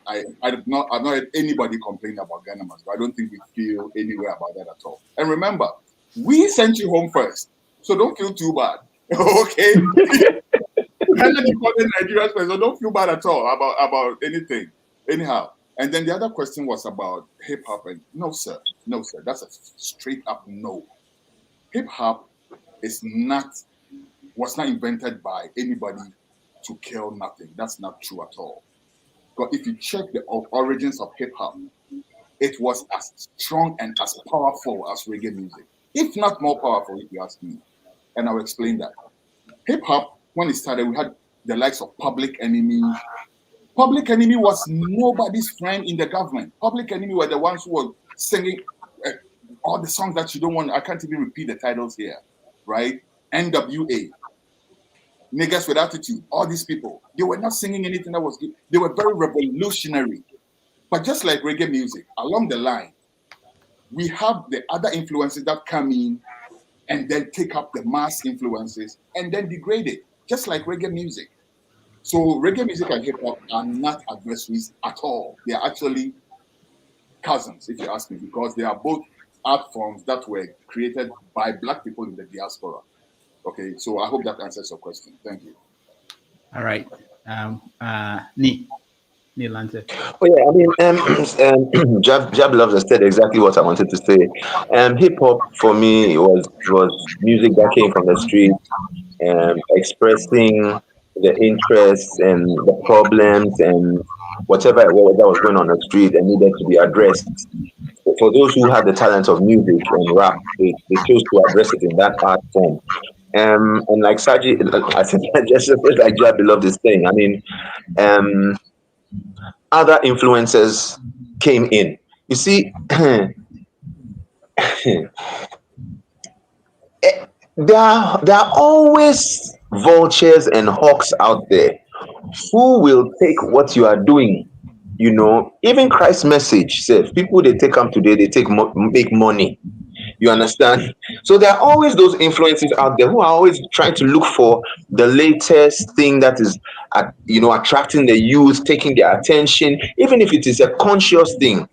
They gradually come in, introduce slackness, introduce a lot of distractions, and then that is that. And unfortunately, they have money, and they have a way of making what they are the changes that they are making to that original idea look very, very attractive, especially to their flesh.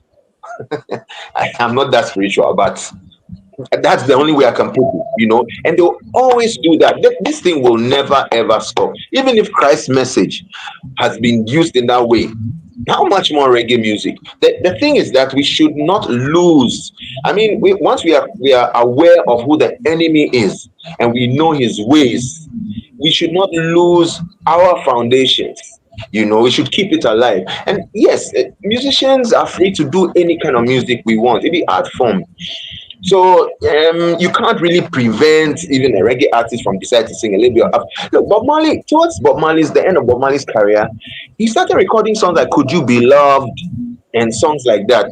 I remember when I heard those songs first, I thought, but this is not reggae. This is like disco music and things like that. But I mean, as a musician, you are free to do that. The important thing is that remember that you are living within a society and having been given this talent, it wouldn't be bad if you can use that talent to speak for those who cannot speak.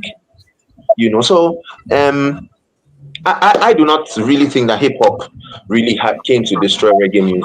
I think the hip hoppers themselves are also facing, if you talk to Snoop or you talk to any of those guys, they are also facing the same kind of situation. They feel like this new generation of trap, trap musicians and things are really, taking away the message from what the original messages of hip hop music. But Charlie, that's how the world is. I mean, I remember when I was growing up, when when there was break dancing and all that, and my parents never really understood what kind of thing is this.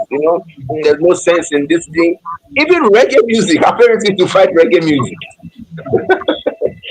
So I just to make sure that we just keep on with it. And I know that it will go around and come back again. Just like in Jamaica, they had that awakening where they went through all the flatness, and then we had artists like Kabaka Pyramid, Chronic,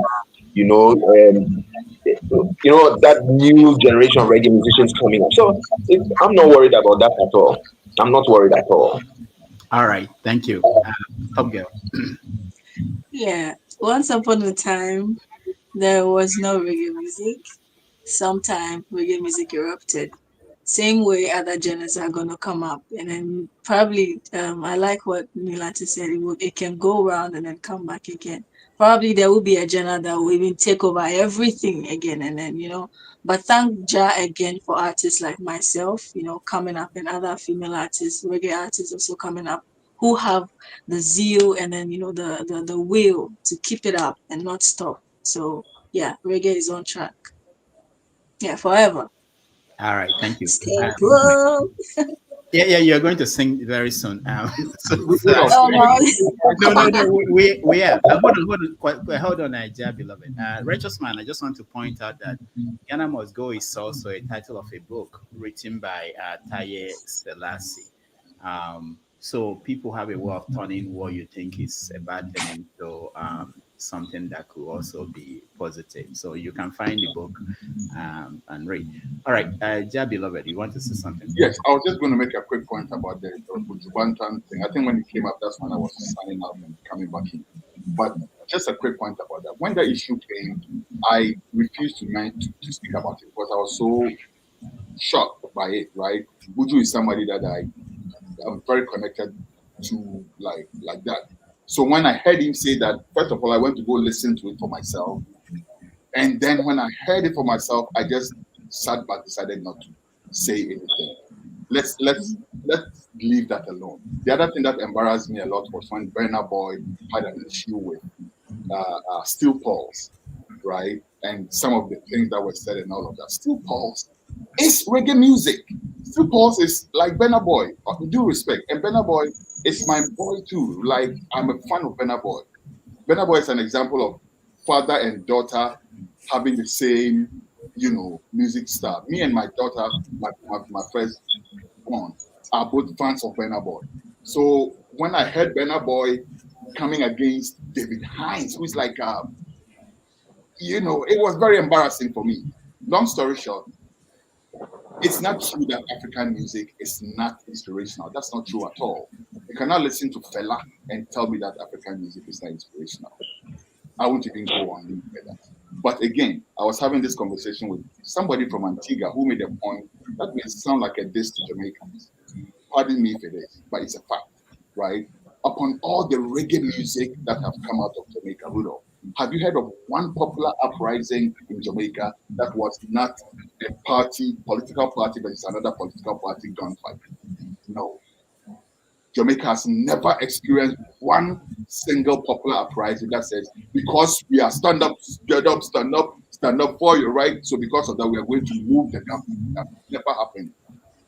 So let's bear that in mind. The point I'm making is that you can sing all the revolutionary music. We are the ones who move government. Enough said. All right, thank you. Let's go to a musician who is joining us, Revolution. You can see your fellow musicians here, and I want to give you the chance to maybe ask a question or comment. Yeah, good evening to everybody. Dr. Rudolph, respect again, Readers, musicians, I say hello. Ghana, Nigeria, we are all the same. I have a lot of them as friends and brothers. Anyway, what I want to say, you want to say something, Rudolph? I don't know. No, go ahead. Go ahead with your comment or question. Okay, my question will come last, if you allow me. I just want to make a little... I started as a street guitarist with my boss guitar. Unfortunately, that's where I met my wife. So it's a very sweet story. I was just singing reggae with my boss guitar, in the street of Gambia, where Mr. James lives. And one day, that beautiful lady was just watching me. And then that's how the story changed. So, you see, there's something you said. I was trying to raise my hand, but on this platform, you have to be civil and wait for your turn. So I wrote it down. But there's something you said that I want you to Jahbeloved. You said Africans are sick. I agree with you 100%, because sometimes when you see our brothers and sisters, sometimes how they behave, you will be shocked. You will ask yourself those questions. What is wrong? Are we sick, or is it our culture, or is it how we were created? Sometimes so I just want to make that statement. The second question, that question I want to ask is, reggae music, people say they trampled us down. They didn't trample us down. The problem is, and that's the question I want to put to my sister there, you people who are this young, I see you as a young lady. I'm in my 50s, so I see you guys as we sing the old school reggae and the revolutionary reggae. I have a lot of them in Spotify. Name is Daniel, in case you want to check. Music is Life is the album. So I'm asking you people now, the young ones, who are trying to block us, because you people play this type of music that is African. No, it's true. Let us call this spade a spade. You are trying to block us, the real reggae people, with your Afrobeat, blah, blah, blah. Sometimes you say we are too, boy, this thing where this man, they say, now war you want cause, so why go they sing something like that? Why you people singing? Why you not? I thought that musician should be current with what is happening. We are newsmakers. Normally, musicians should be singing what is in vogue, what is happening. But I see that most of you, like my brother was saying very clearly about Burna Boy, they just sing these love things that is just an illusion. Oh, love this, I go buy you this, I go buy you. Somebody say I will buy you passage, and Nigerians cannot even eat. So you people coming up, why are you not people singing revolution, something that can help what is happening today? That's that question. Thank you. All right, thank you, Revolution. Okay, top girl. Why are you Yeah, singing about? We played it. Did you see the music of Top Girl we played? It wasn't about love, but anyway, go ahead. Answer him. yeah, yeah. Thanks for that. So I am very current. I think I am your kind of young girl artist. Yeah, I just released a song talking about what's going on and all of that, and I'm very key in doing that. I also want to believe that a couple of artists are you know doing that as well, but maybe they don't have some kind of light thrown on them. If I wasn't here today, if I wasn't part of this project, probably I wouldn't be on this platform for the new people who are seeing me for the first time today to even know that there's an artist like this who is also putting out songs talking about the current issues. So I want to believe that there are a lot of artists doing stuff like that. But then aside everything, they will talk saying I'm money, oh, I'm money with a fine, I'm money, oh. Yeah, but we still I'm very happy. I'll keep saying I'm happy that I have my roots from the reggae and dancehall. So even if I sing about whatever, because I'm versatile, I also do Afrobeat sometimes, for fun harmony, and we come talk the conscious thing small. So I think there has to be the balance. Yeah. All right, Neil Lande. Well, I think I may just echo something I said earlier on. I mean, I have been going to a lot of venues to watch people perform live. I really like live music. And there are some venues, traditional venues in Accra, where you go, you hear a lot of reggae music. And you see up and coming artists, they come and pick the mic and they toast, and you see that, man, this guy is hard. I mean, these are people who can make it. I mean, they're just talented. There are hundreds of them. But the problem I see is finance. You see, I I mean, Bob Marley and Wailers, they were playing good reggae music. But when they didn't have the finance, they really struggled. I mean, from what I read or what I read, at the point Bob Marley even stopped music altogether. He went to stay in America, was working in a factory and all that because he was frustrated, until Chris Blackwell came to set up Island Records in Jamaica.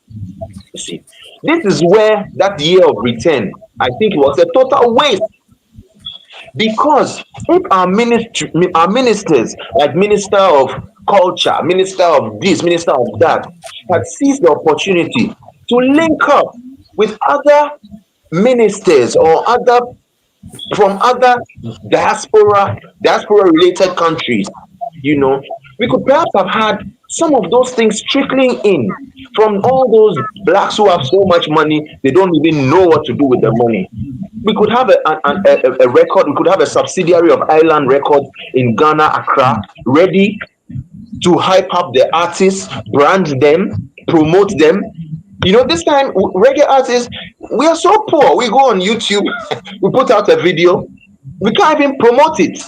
We can't. I think some time ago I was listening to, I think Mr. Easy or something. He said when he releases an Afrobeat song, he spends about $4,000 on YouTube to promote the song. I think it was Mr. Easy. I'm not too sure, but which reggae artist in Ghana can do anything close to that? And people do not know that all these YouTube videos that have millions of views and thousands of views, most of them start with some aggressive promotion with money backing it. So we can sing and sing all the, like you're talking about top girl right now. Nobody is financing her. How will people even know about her? That is one of our biggest problems and our failures.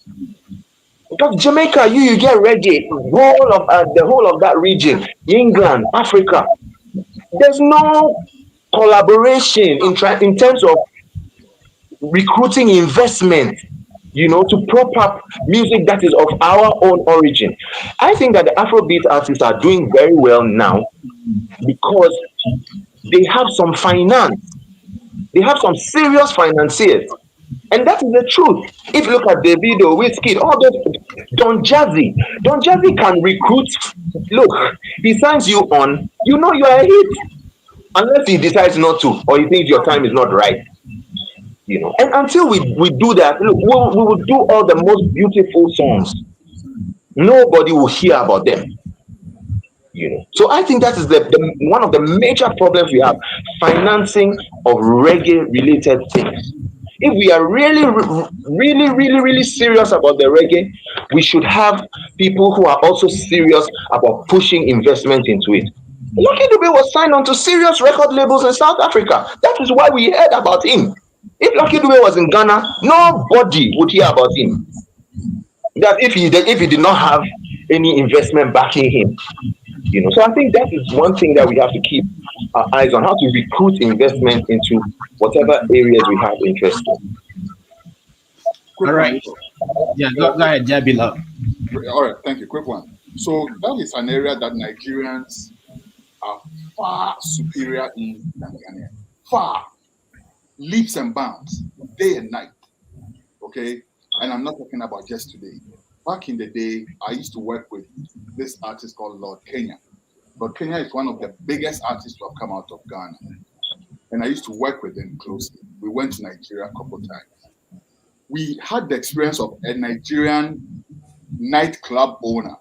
Listen carefully, a nightclub owner paying to bring Lord Kenya, Tic Tac, and Slim Buster at the time, who were like the hottest things on the music scene in Ghana, right? Not just paid for them, paid for their crew, out of which I was one. I was in Lord Kenya's crew. Paid for all these artists' crews. Paid for Bolare. Go check with Bola if what I'm saying is not true. I'm mentioning actual names, so you can check. Paid for all of us to go to Nigeria, Lagos, go play a show for a night. One night only. And then passed all of us back. And guess what? After the show, the guy was called Governor. I don't know if anybody knows him. He had a nightclub in Lagos. His nickname was Governor. He came and was so happy about Lord Kenya's performance that he gave us money as well. Right? Who would do that in Ghana? At the time, Ghana's biggest nightclub in Kumasi was Foxtrot. Foxtrot was basically somebody's living room where they had knocked out the kitchen and the other parts to make the space bigger to create a nightclub. This club that I was talking about in Nigeria was a 3-story nightclub. Nigerians understand showbiz to a degree that Ghanaians can only dream about. Rudolph, you live in New York. Tell me if I'm lying. When you turn on your radio, listen to the playlist, listen to the cycle, not one station, all the stations in New York. You will hear some particular music, mostly Nigerian Afrobeat music, playing on the cycle. You hear that music 3 times a day for 2 months, whichever radio station you tune into in New York. How would that song not be a hit? You go to a nightclub where there are white people and African Americans dancing, and all you're hearing is Burna Boy and all these other ones, right? Rudolph, I used to work with youth. I used to work with African American youth, teenagers. I used to bring them to places, trips and stuff like that. On the trip, we'll turn on the radio and they'll start playing Burna Boy and the boys will be singing along. And I'll be like, do you even understand what is being said? They don't. But it's printed in their psyche. So all I'm saying is that Nigerians are far superior when it comes to understanding how music promotion works, how to invest in music. We have a lot to learn from Nigerians. I think we should have a course, crash course, where we send people over there to Nigeria to learn how it's done. And that said also, with our governments and all that also, the common sense button has to be turned on in their heads. Because what it is that we have a minister and the NPP guy may pop up again and try to show his backside. I'm ready for you, boss. But what I'm saying is that if you have a minister who says that his idea for promoting tourism is funerals, that is plain stupid to me. Because when somebody dies, the family is in grief. How do you turn that into a funeral attraction? How do you even turn funerals into a tourist attraction? When we have Kwame Nkrumah's birthplace, where we have Kwame Nkrumah's pen that he used Kwame Nkrumah's suit, which he signed. Kwame Nkrumah, back in the day, when somebody gave him something, he made them print on it, property of Ghana, because he didn't want to take anything that he thought wasn't due. Peduasi Lodge, where Ojukwu and what's his name came to sign the agreement back in the day during the Biafra. Aburi. That was a house that was built for Kwame Nkrumah by the market woman of Ghana. And Kwame Nkrumah said, no, I can't take the house. I'll give it to government. We have all these things. And then we are promoting funerals as tourism. So just to say, Nigerians are way ahead of us. And I think that we learn a lot from them. Can I put in a follow-up contribution, please? Yeah, go ahead. Yeah.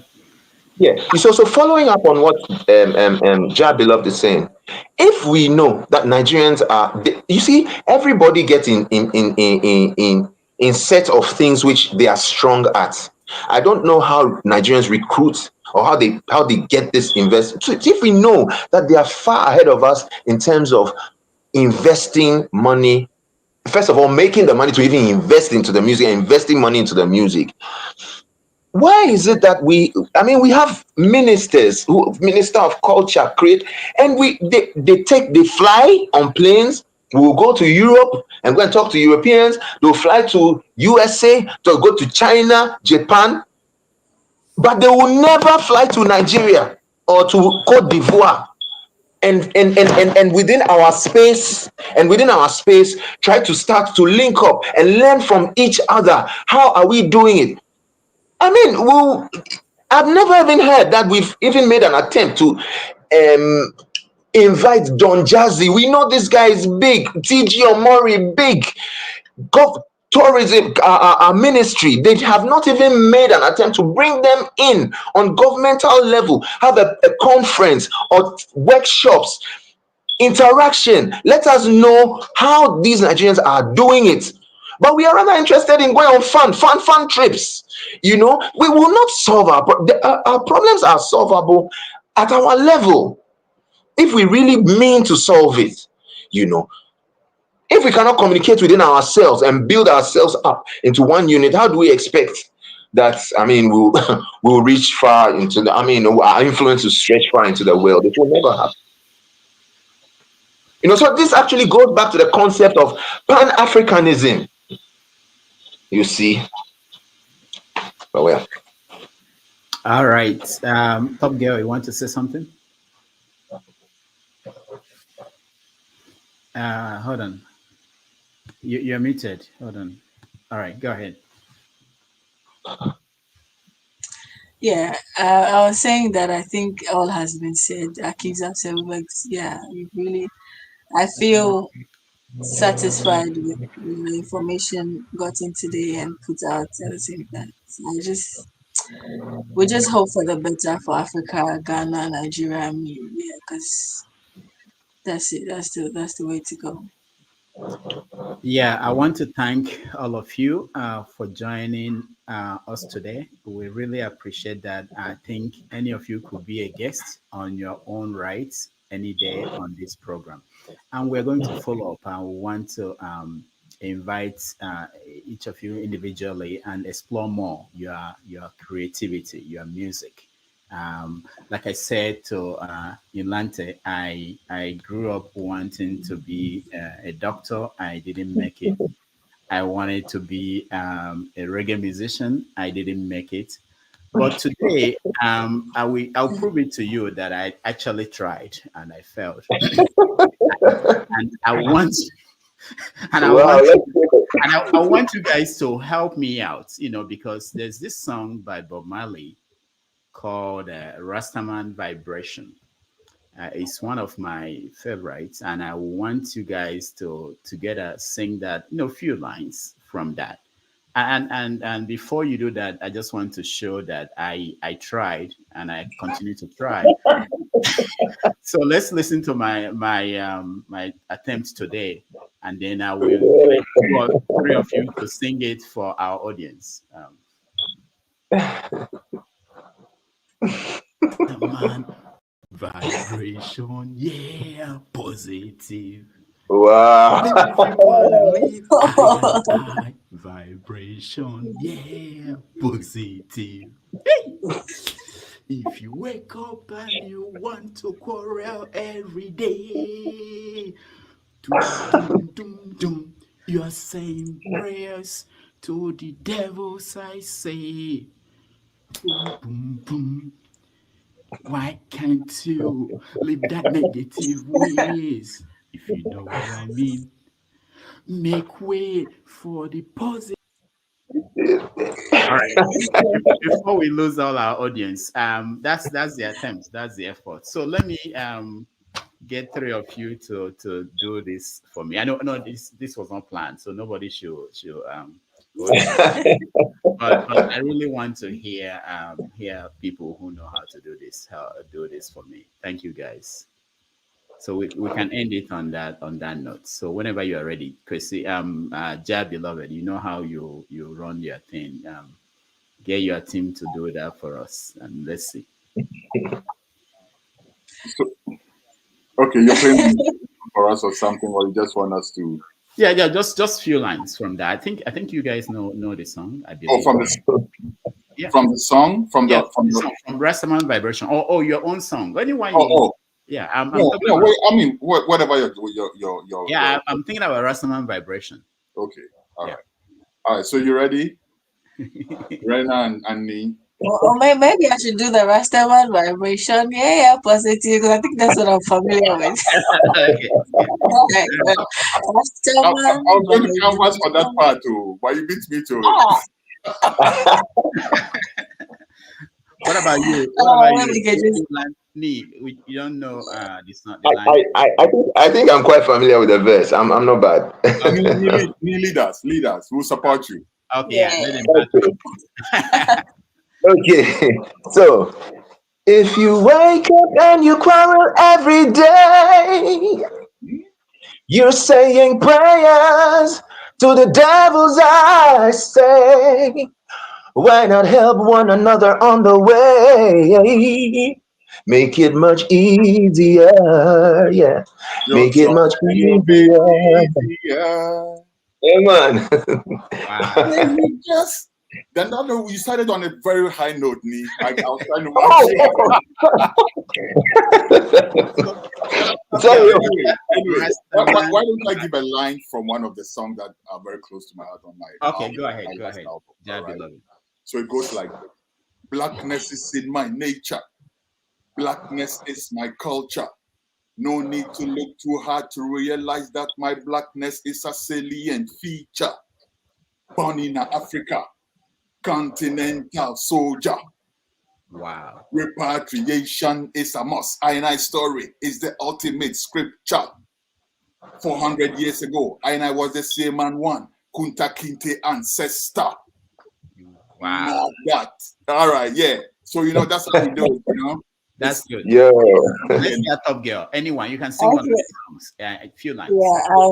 Yeah.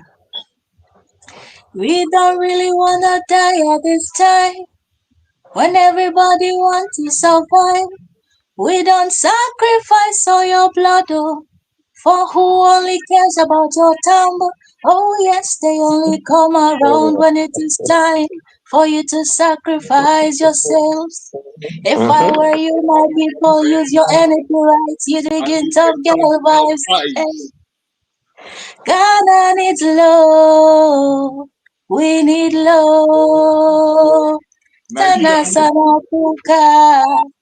We need love. We need love. Ghana is crying out. We need love. We stand for peace. We stand for yes. Yeah, one people. Hey. Standing for peace. Yeah, you and I stand for peace. Thank you so much. This is wonderful. Jahbeloved, Top Girl, and Nilante. We appreciate you, and we will make sure we continue the conversation. Invite you again individually. We'll give you 90 minutes, and we'll explore how you do your writing and what has been your experience in the industry. Thank you so much. Thank you, Tuza. All right. We will come back after a little break and review what we did.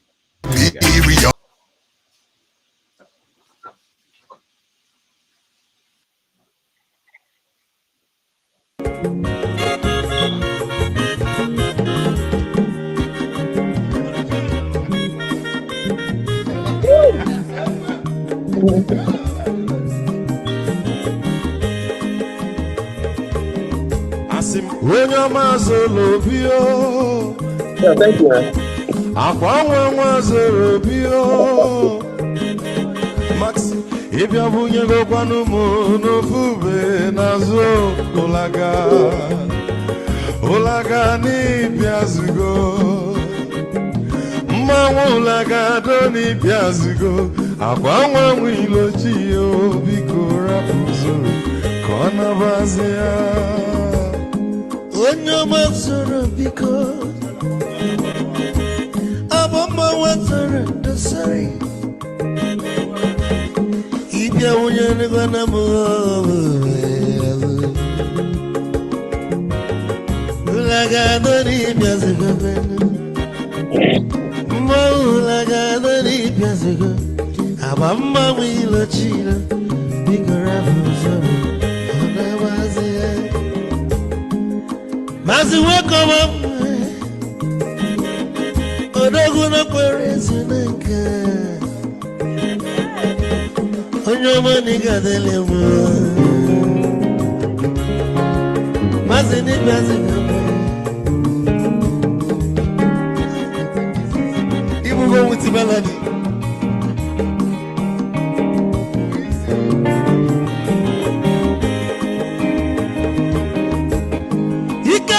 Where's your phone?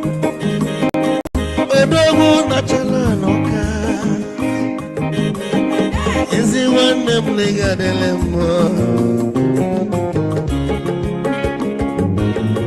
Olaga doni pesigo no. Olaga doni pesigo. Mama wilo chilo. Bigora buzo. Anabazi. Say. Onyamasoro, Amamasoro.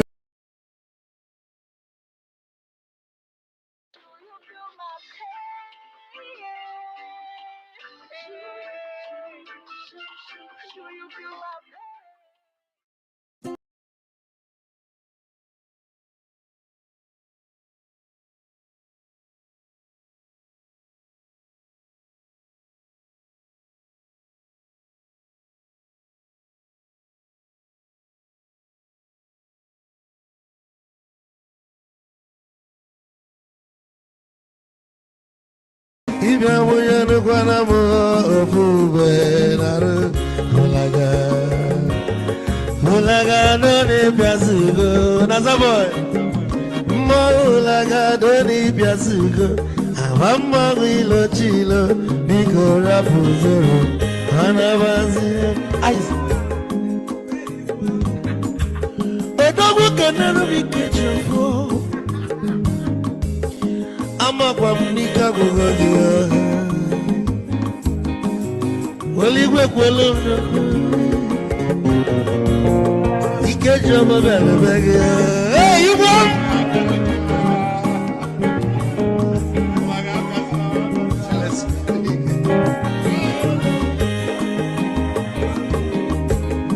eku kampune kene amago ndi so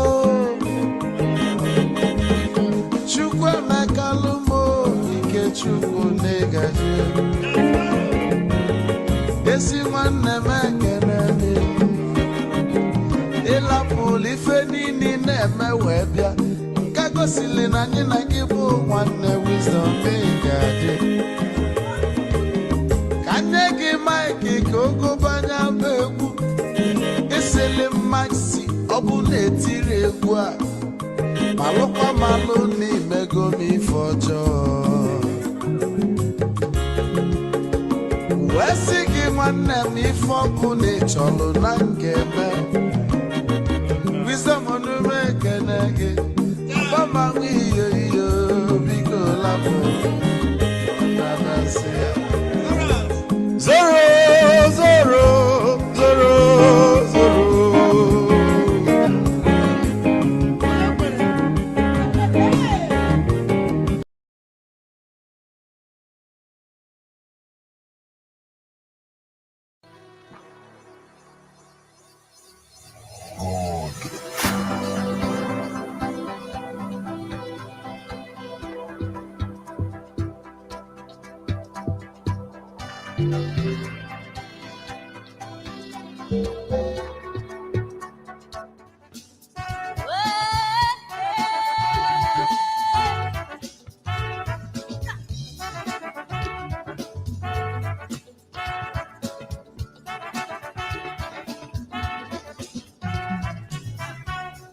Jisakuma edansom nebe tumi diatina odo.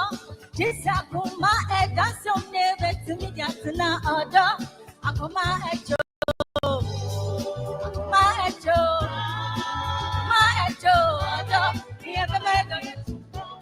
Akuma ejo, akumeya, makumeya. Yebe mego yetu. Come on, me call the young Cosiri. I can't be Cosiri. I'll come be Cosiri. I can't be Cosiri. Yes, I come my head and so night to me tonight. Yes, I come my head and so night to me tonight. I come my head, Joe. I come my head, Joe.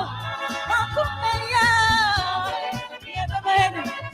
Ah, Maku, Maya.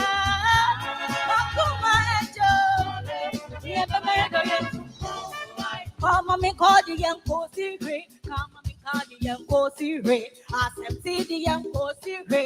Ekum for the young Cosiri. This Akuma and some night to me yatina. This Akuma and some night to me yatina. Akuma echo. Akuma.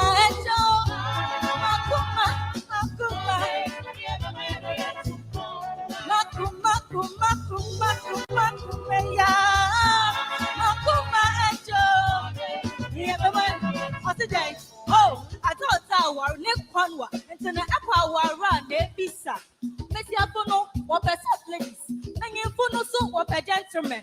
Yan Pepe, Nano Tintin, Eka Plan, I walk at 30. I had them out dream music, or better zero. Yan Pepe, you saw on page my hair. Eka can what I know. Hey, your friend, get away, you want. Come on. Woo! Hey, listen, it's a number you are.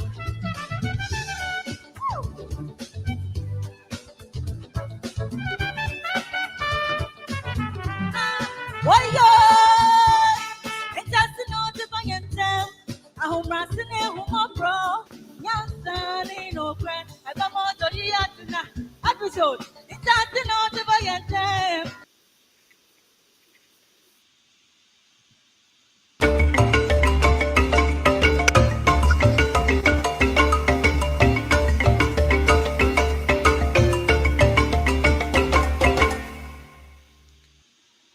All right, welcome back, everybody.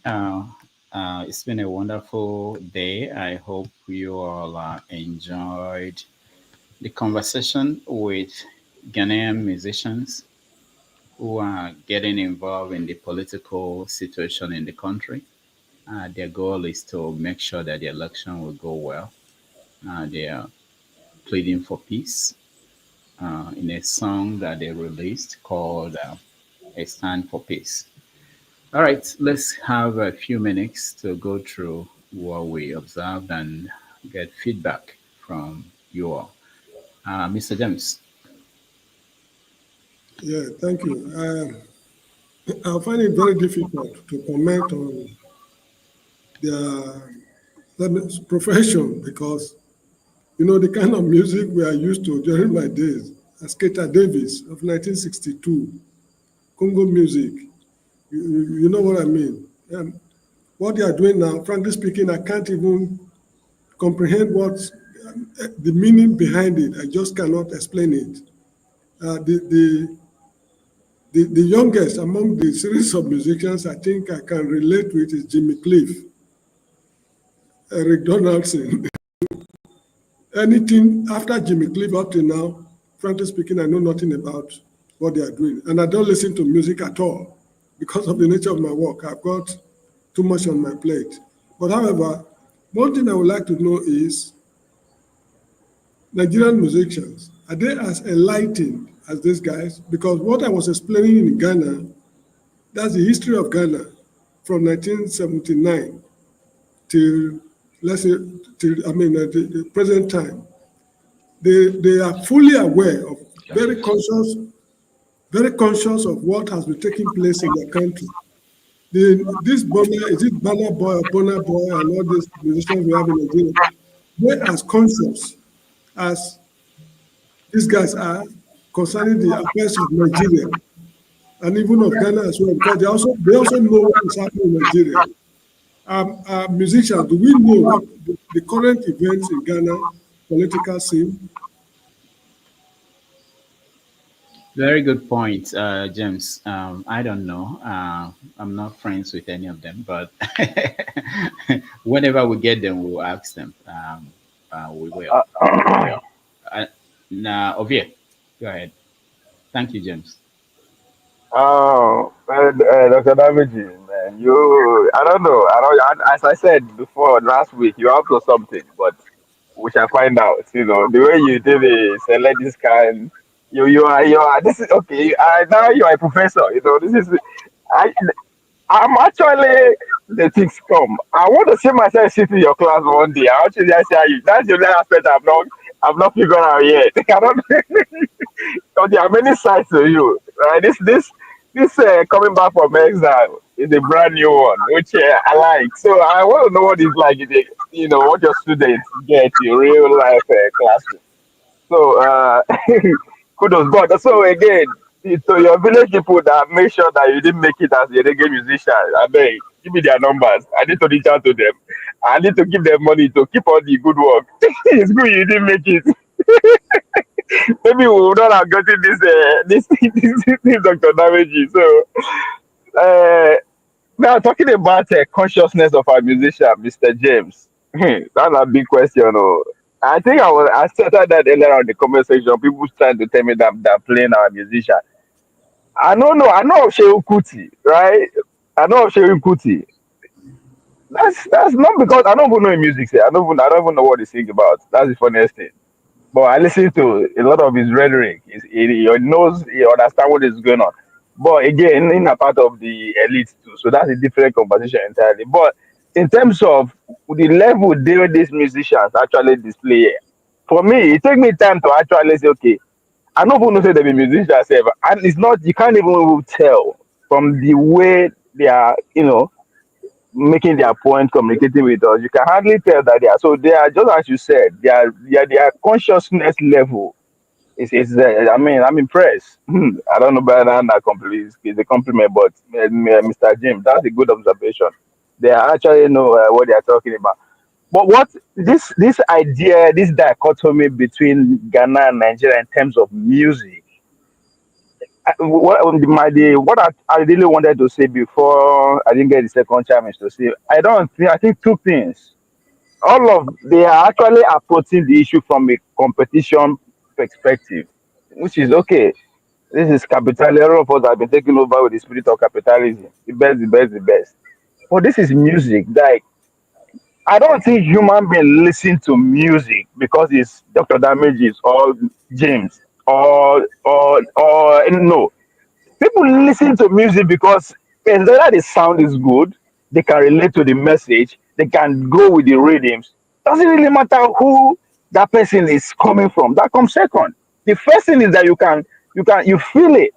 So the idea of let's compete, I think they are missing it when they are talking from the spirit of Pan-Africanism. How the poor people, from using their language, how do we make things happen?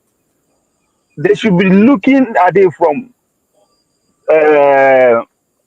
instead of competition, let's do cooperation. How do we cooperate? Because the advantage Nigerians have that people are not paying attention is the numbers.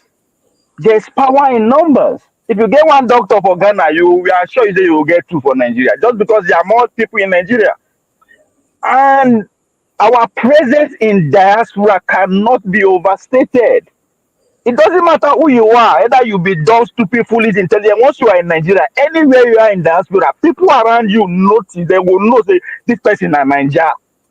People don't understand that power. The marketers who today now are pretty much the owner of Nigerian music. Which is now we get our music. Mokuna no worry. Then the future will go see find out who get our music. Where now we get our all now those MG, all those big corporations that the Bona Boy, the whiskey sign up to. When I then get out, all now we get out, we're going to find out very soon. We'll go soon find out. But one thing they understand is that power that the Nigerian diaspora have, that our presence command. The offsprings of the diasporas, that is the effect that we are feeling. So give them another 20 years.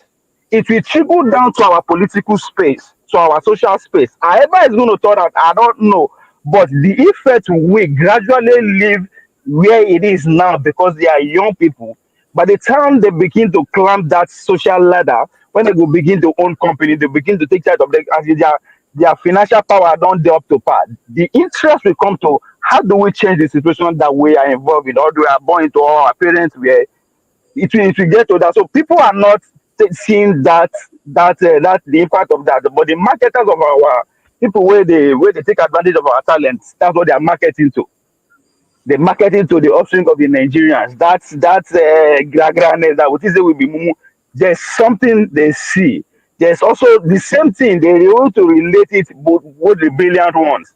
Right? We make news. Nigerians are the most educated. So how are we taking advantage of that? That's why whenever they hear we discuss who should we vote for, Donald Trump or Kamala Harris, what are we presenting to say we will give you our vote if you do this to us?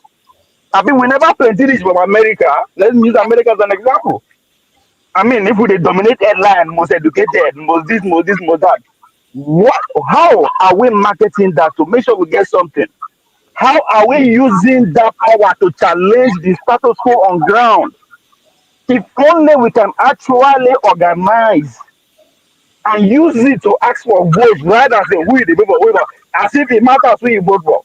When you vote collectively, you will see the difference. You will see the power of that vote. But when you carry individual, they go, nobody cares who you are. Nobody knows. You cannot ask for anything. And we live in a country whereby identity politics is at its core. That's why they see American this, African American that, Western Indian this. Those are all identity. They are there for a reason. Either you take advantage of it or they work against you. American has zip code. They know where we dey Nigerians. Me where we say are there everywhere at every time. They see nowhere I dey. So how come we are not using that for our own favor, but those who are in charge of entertainment are capitalizing on that at the expenses of the whole continent? They are inspiring competition that we will not benefit. So instead of competing, let's look at how do we cooperate with these people so that we say we can tap into that population that they have, because that's just the difference. As the guy said, no be DNA, no be all of us not the same. But how come Nigerians are doing it, but nobody is seeing that aspect? It trickles everywhere. There's power in numbers. Thank you, Ovie. Let's hear from Revolution. Dan. Please, can you let me sign out? It's already dark here, please. Okay. Thank you, Jen. Good night. All right. Yeah, Doctor, thank you very much for bringing my type of people today. Yes, because it's good also. You know, the only people who go school go they come sit down for hot seats. Sometimes you bring the people where we say then go school, then they cautious and they're into our trade, music, you know. Musicians to me, they used to be like journalists. People where we say they are passing messages to people through their music. There are some people who know if you listen to radio, but they listen to Bob Marley. They listen to Fela Nicola Gokuti. They listen to musicians. Where go they take? In fact, that's what brought me even to music. When I listen to great musicians, telling you, don't be lazy. You go see them for a lot of music. Wake up, stand up for your right. You know. So I'm so grateful that you brought, and the people you brought also, they are conscious people. I know we Rastas, we are always a thorn in the flesh of so many people. When they say you carry dreadlocks, they say they don't come again. No. Which one, this one bring come, stubborn people, this and that. But it's not that, it's our culture too. You know, before the white man come, that's what we they be now. Dreadlocks, it's our nature. And there is even in our culture, we are called dadas. So there is not something strange. But in the modern days, if you even this my hair why I carry, so my brother, there are some people where they talk to me before. Since I come to dreadlocks, they give me distance, you know. Nobody say they don't see me hold something for mouth one day, oh, may they say, oh boy, that guy don't begin to do something. They never see me do amo, but say because I carry rasta, distance don't begin come. You go to hear side talk. Even at my work, people I used to say hello to before. If I'm coming now, where we want me, they go pass the other way. No problem. So I'm so grateful that you brought conscious people, because when I say conscious, I'm not trying to say I've always respected your guests in this platform, and but this that you really remembered us to bring musicians on the platform, and you mix Sam Rasta and the lady where she get her own style. I love their music. I love the message, and they are more conscious. They are not just sucking music. They were telling you about political things going on in Ghana, things going on in the world, how things can come together, how things can improve. So that shows that they know what is happening in town, and they have solutions too. As they talk and they are giving us how to solve the problem if given the opportunity. So that's what I want to say. I respect today a lot. Thank you. All right, thank you. Jefferson, you want to say something before we round up? I have to hand over to Forefathers. Forefathers, okay. Forefathers had a long time last night, It was very, very intensive, but it's all the same. It's all right. We keep the platform going. Yeah, regarding the artist, the Ghanaian artist, if there's one thing I picked up, I was meant to understand that, look, as crazy as we are as Nigerians, there's still something they look up to us for. And how do I put it now? They needed, for instance, now in Nigeria, we have big wig. We can easily get endorsement for any kind of music you want, easily like this, as compared to in Ghana. That's what it stated to us. And they begin to wonder, are we doing something peculiar that is making us tick, that they want to learn from us? I was touched. I will not lie to you. I just let it slide, but you see, I was touched. So it just made me to understand that there's so much greatness in us. And all in our politics equally pointed out that, look, there's something unique about us Nigerians. And it's true.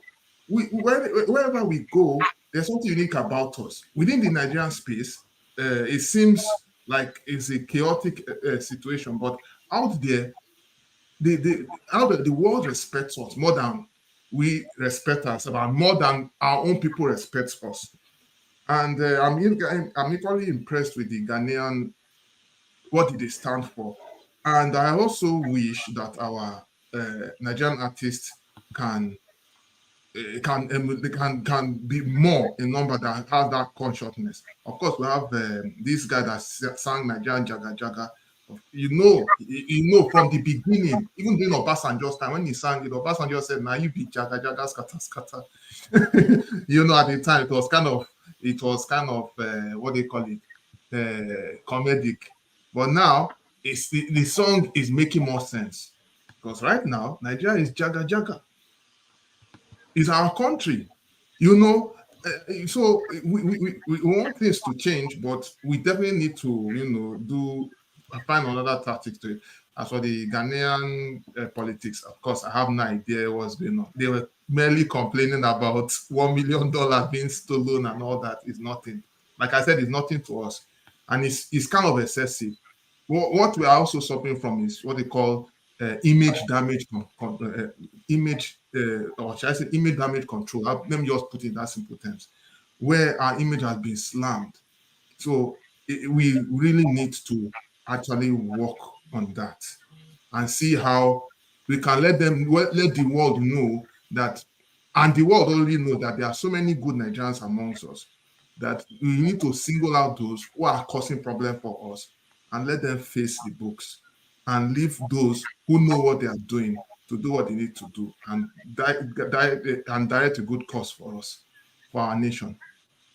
All right, thank you. Before we go to flagship, I just want to announce that today the last thing we are going to do is to premiere a new composition by Revolution for this platform. So we are going to play it after the flagship gives us its feedback. And then I want to hear what you guys think about his composition, because we have a musician in our midst. And then we will all go over to Forefathers and the new stream that he's going to start in a few minutes. So flagship. Oh, thank you, Rudolph.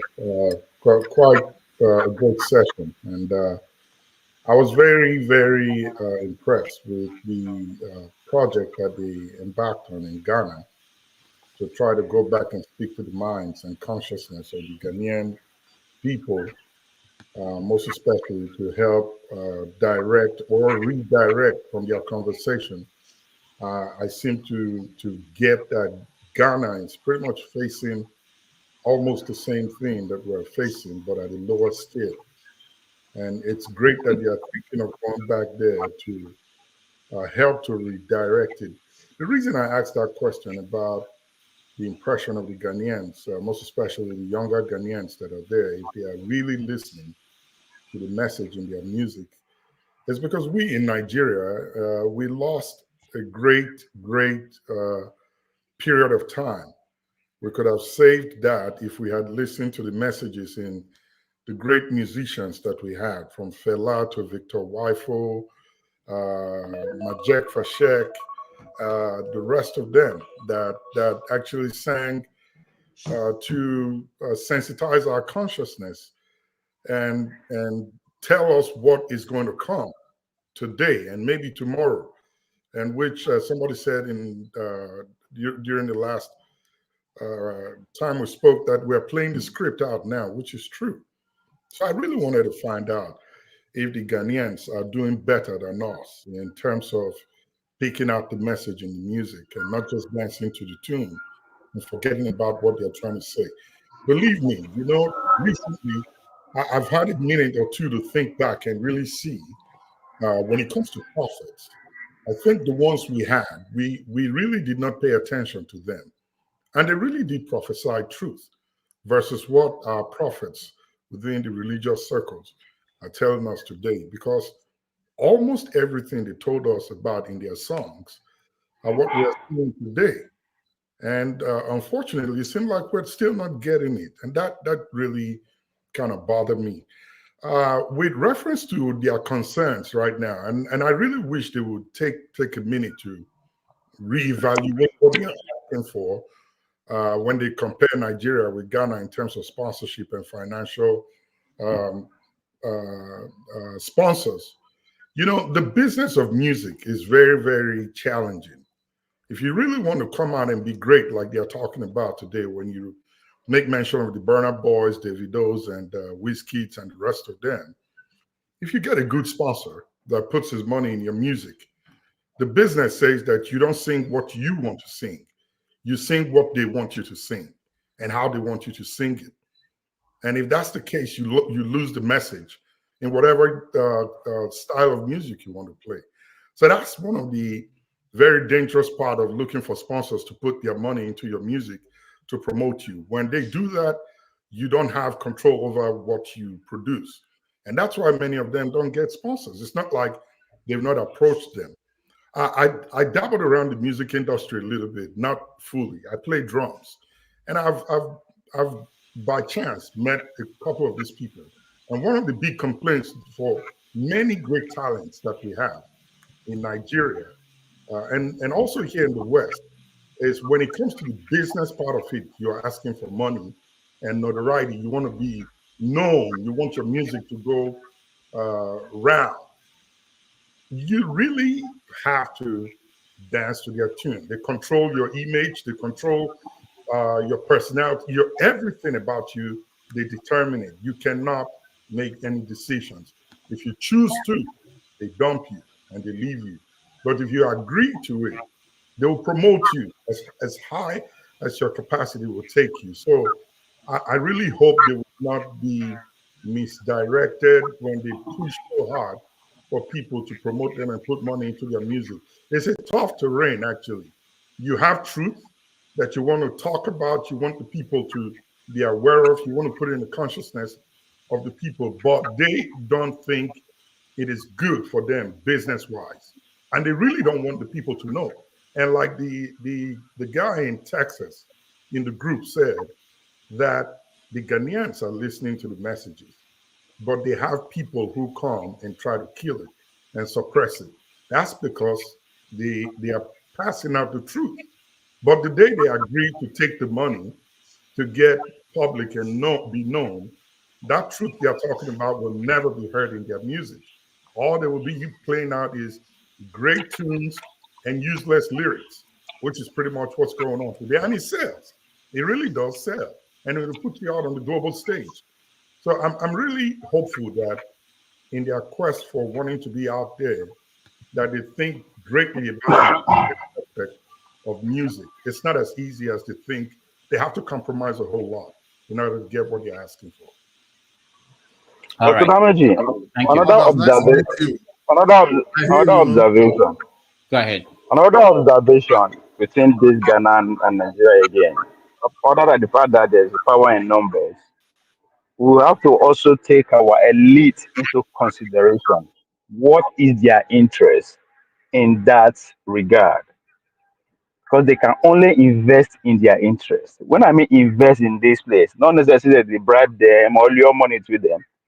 In Nigeria, as we have it today, or from almost the past 10 years, the people who actually have money to patronize our entertainers are the people who are in charge of things. They go throw birthday party for their picking, give millions. That alone help that genre of music or that industry grow above every other one. And it's deliberately. When they talk that they take 1 million for Ghana, everybody in the shake, right? How many people have money to actually focus on one particular genre and make sure it's a distraction, right? Since after Fela, right? And one could actually say that Fela Self was one of them who go rogue, but still what he went through. So then after them Fela, them like Baba Frayu and the rest who tried to go consciousness, all of them, there's nothing to write home about. So the new generation say, come on, it's all about the Benjamin. Let's get to the bag. So they focus on that. People like Fabio would rather have a portable to come and play in the National Assembly than any of the conscious artists. That is it's a reason why they are doing that. It's an incentive that is directly, not even directly, just to make sure that particular sector grow because it's a distraction. You understand? It's a distraction. There's a reason why the conscious community in Nigeria, in terms of music, we can't hear them. Nobody's patronizing them. Nobody's putting the money into in that genre. So our elite too, we have to put their interest into consideration. It's good for them, but it's not good for us because now them they buy all these people record, and then they hire them and give them the sponsors and all that kind of stuff. All right. Forefathers, you want to weigh in or you want me to do this? Yeah, I just wanted to weigh in briefly because I think it's probably what informed one of the topics I want to discuss next. Because during the conversation, when they were talking about Bobby Wines, and they were like, "Oh, Bobby Wines is so doing all these great things and all that." But then one of them went on to say something about how we don't want to die for this talk we are doing and stuff like that. So I felt like if you want to fight for anything, why would you want to be afraid of dying, especially when you are one of the people at the forefront? Because that is an essential aspect of whatever you are doing at that level. It's like wielding a sword and you're afraid. The other person is not going to be afraid. They'll wield it and finish you off. It means that you're compromised, and I feel like I see that a lot in amongst our people, and it's almost as if we're afraid of something, and we act as if we are not going to die. We like we are going to last forever somehow. Tunaja, sorry, not to interject. Yes, this argument is a very tough one to have. Dr. Damage, I don't know if you remember. This Pan-Africanist who live in New York too that he brought, I don't know if it's last year or I think it's last year or this year. This African American who's a Pan-Africanist. You brought him there. Remember asking that question about that along the line that what Tunaja is talking about.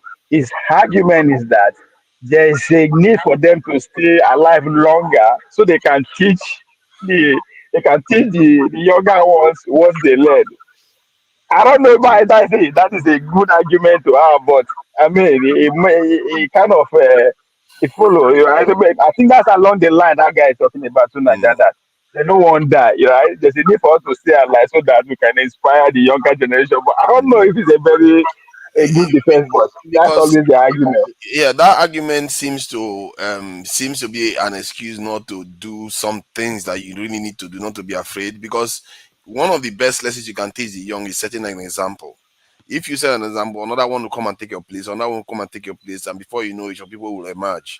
And that is how it generally happens. I'm not saying, oh, I'm just going to be looking for that kind of situation.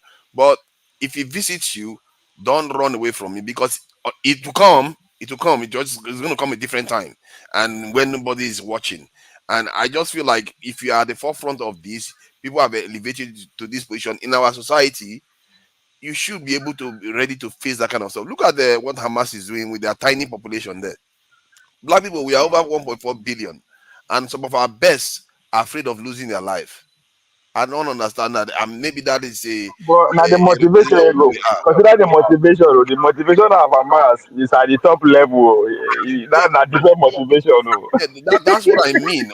Why are we afraid of it? That's why I'm asking that question. Because we see that a lot. Like one of the things they say is, "Oh, who's going to take care of my children? Who's going?" It's like, why do we think like that all the time? I don't understand why.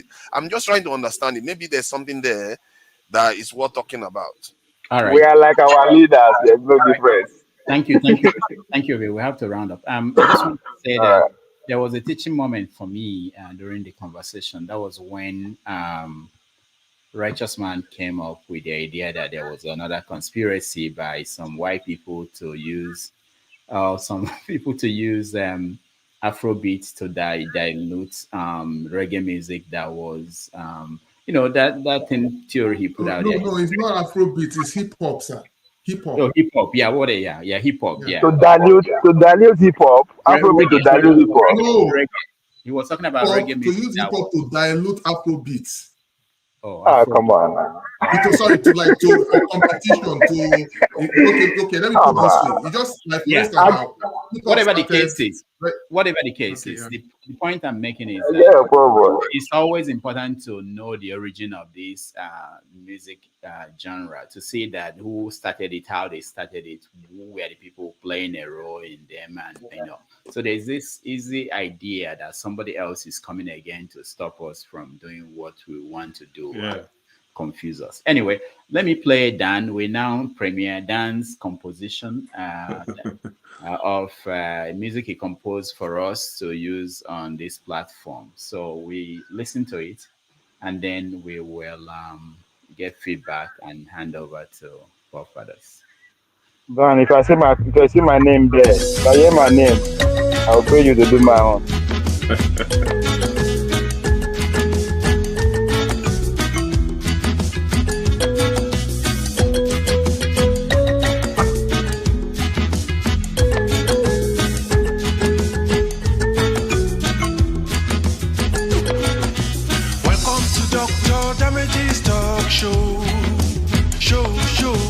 Welcome to Dr. Damage's talk show. Welcome to Dr. Damage's talk show. Show. Welcome to Dr. Damage's talk show. Welcome to Dr. Damage's talk show. Show. Welcome Blanco, to we can't see Dr. anything. Damage's talk show. Audio now. Where you can have your say all solutions to every boiling issue. Please remember to be civil on the show, because we have viewers of all age groups who would be listening to the topic of the week, so that they will be aware of what's going on. You hear? Welcome to Dr. Damage's talk show. Show. Welcome to Dr. Damage's talk show. Welcome to Dr. Damage's talk show. Show. Welcome to Dr. Damage's talk show. On Sundays we heard 90 Minutes Africa. Rudolph and the guest of the week, who would be taking questions from Rudolph and the panelists on matters of private or public affairs, so that their views and stance will be known. You hear? Welcome to Dr. Damage's talk show. Show. Welcome to Dr. Damage's talk show. Welcome to Dr. Damage's talk show. Show. Welcome to Dr. Damage's talk show, where you can have your say or solutions to every boiling issues.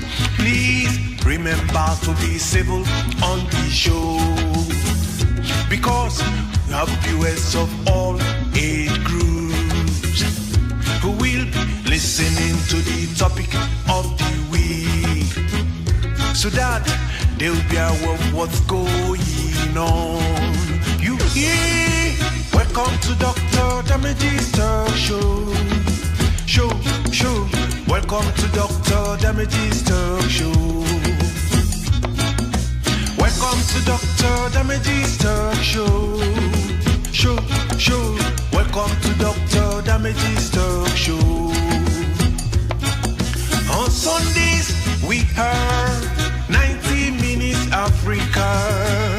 Yes, with Rudolph and the guest of the week, who will be taking questions from Rudolph and the panelists on matters of private and public affairs, so that their views and stance will be known. You hear?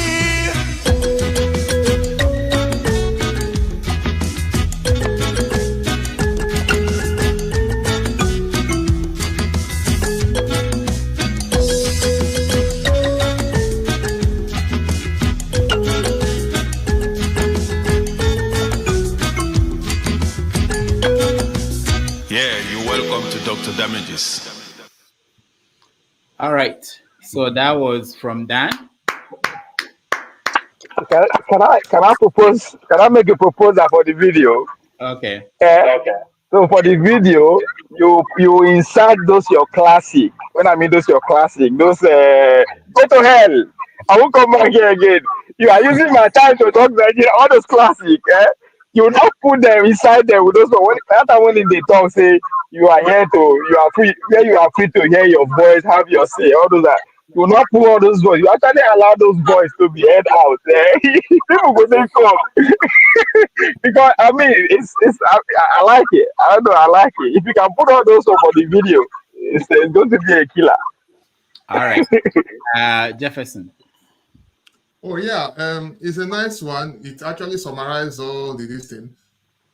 Of course, we talked about where voices will be heard and every views are respected and all that. You know, don't worry, forefathers, I'll come to you later. You know, because you know it's an interesting. Forefathers don't like that. So it's an interesting platform. You know, because basically we're here to learn from each other. As I speak to you, I'm not super politically inclined, but at least I'm aware of things. But you know, there's a saying that when things are happening amongst us, you know, no matter how they want to put it out there, you cannot deceive the common people. So their news and awareness passed on, you know, and they know what people know what is right and good for people. But you know, like I said, the music gives all that we stand for, our team, what we want to do. Of course, it's where our voices will be heard, where views will be respected, where people are equally respected too, above all climes, you know. No one has all the knowledge. Like forefathers, I will get back to you on that one. I'll leave it for you. Yeah, I know I'm telling forefathers that's it. I know why. But that is just it. You know, that is just what I stand for, you know. All right. And it's a nice music. So it's a good one. So thank you. Thank you. Forefathers. Yeah, let me start with the negative. It's mediocre, of course.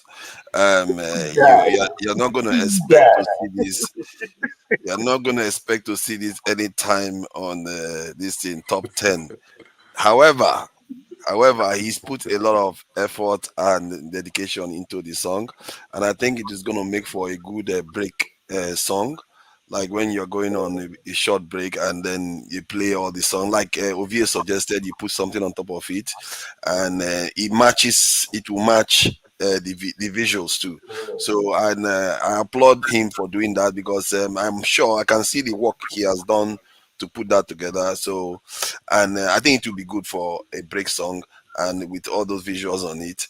And he put a lot of effort in it. And I think Dr. Damages, we should pay him some of the money we raise. This is I my. think it's very healthy. For me, if you let me say something about it, yeah, go ahead. Me, it's a big pleasure if you guys like it, and I don't want anything from it. Just that you liked it. It was fun when Doctor asked me if I could do something like that. For me, it was a challenge, and I tried my best, though it took a long time. But I thought, well, if somebody, this is a platform I respect a lot, and I always come. And I've met a lot of great people here. So for me, it's an honor to do it. And if you people appreciate it, then you've made my day. Yeah. Anybody will know appreciation may go court. Exactly. Thank you, Dan. You did a really good job. We are going to work with you on the visual, so we'll have to make a video of it so that we can, like Forefather said, it's a good song we could use to start the show and use it for break and intervals. So thank you so much. We appreciate this. All right. As his manager, we will have that conversation later. No problem. On that note, I will take my leave. I want to thank everybody who joined, and thank you for fathers. No, sorry, Dr. Dameji, one last thing. After listening to Joe Rogan and Donald Trump, I thought that was the day. That was it for me for the week. But this one, yes, I'm going to skip both of them. They go back and forth. So, good job. All right. Go listen to Donald Trump, you go laugh. Thank you, everybody. Thank you, Dan. Thank you, Jefferson, and all those who watched, those who joined us on the comment section, those who supported us, and Alexander Gomez and Tope. We appreciate everybody. We can now go over to the other stream where Forefathers will be discussing. Forefathers, I don't know what you're discussing, but I know you're. Yeah, it's a Philosophy Sunday session, and it's about why are our men afraid of greatness, and the other one is more esoteric. How do we end wars amongst people? So it's what conversing. Given the state of the world today, it looks like we are heading for some massive conflagration, and I think it's stupid. Yeah. I think it's a stupid thing. We should have figured out a way out of it by now. So I think we should be having that conversation. Thank you. All right. Thank you, everybody. I will see you Saturday with a new edition. Okay. And thank you, brother. We have a new guest on Sunday. Take care, everybody. All right.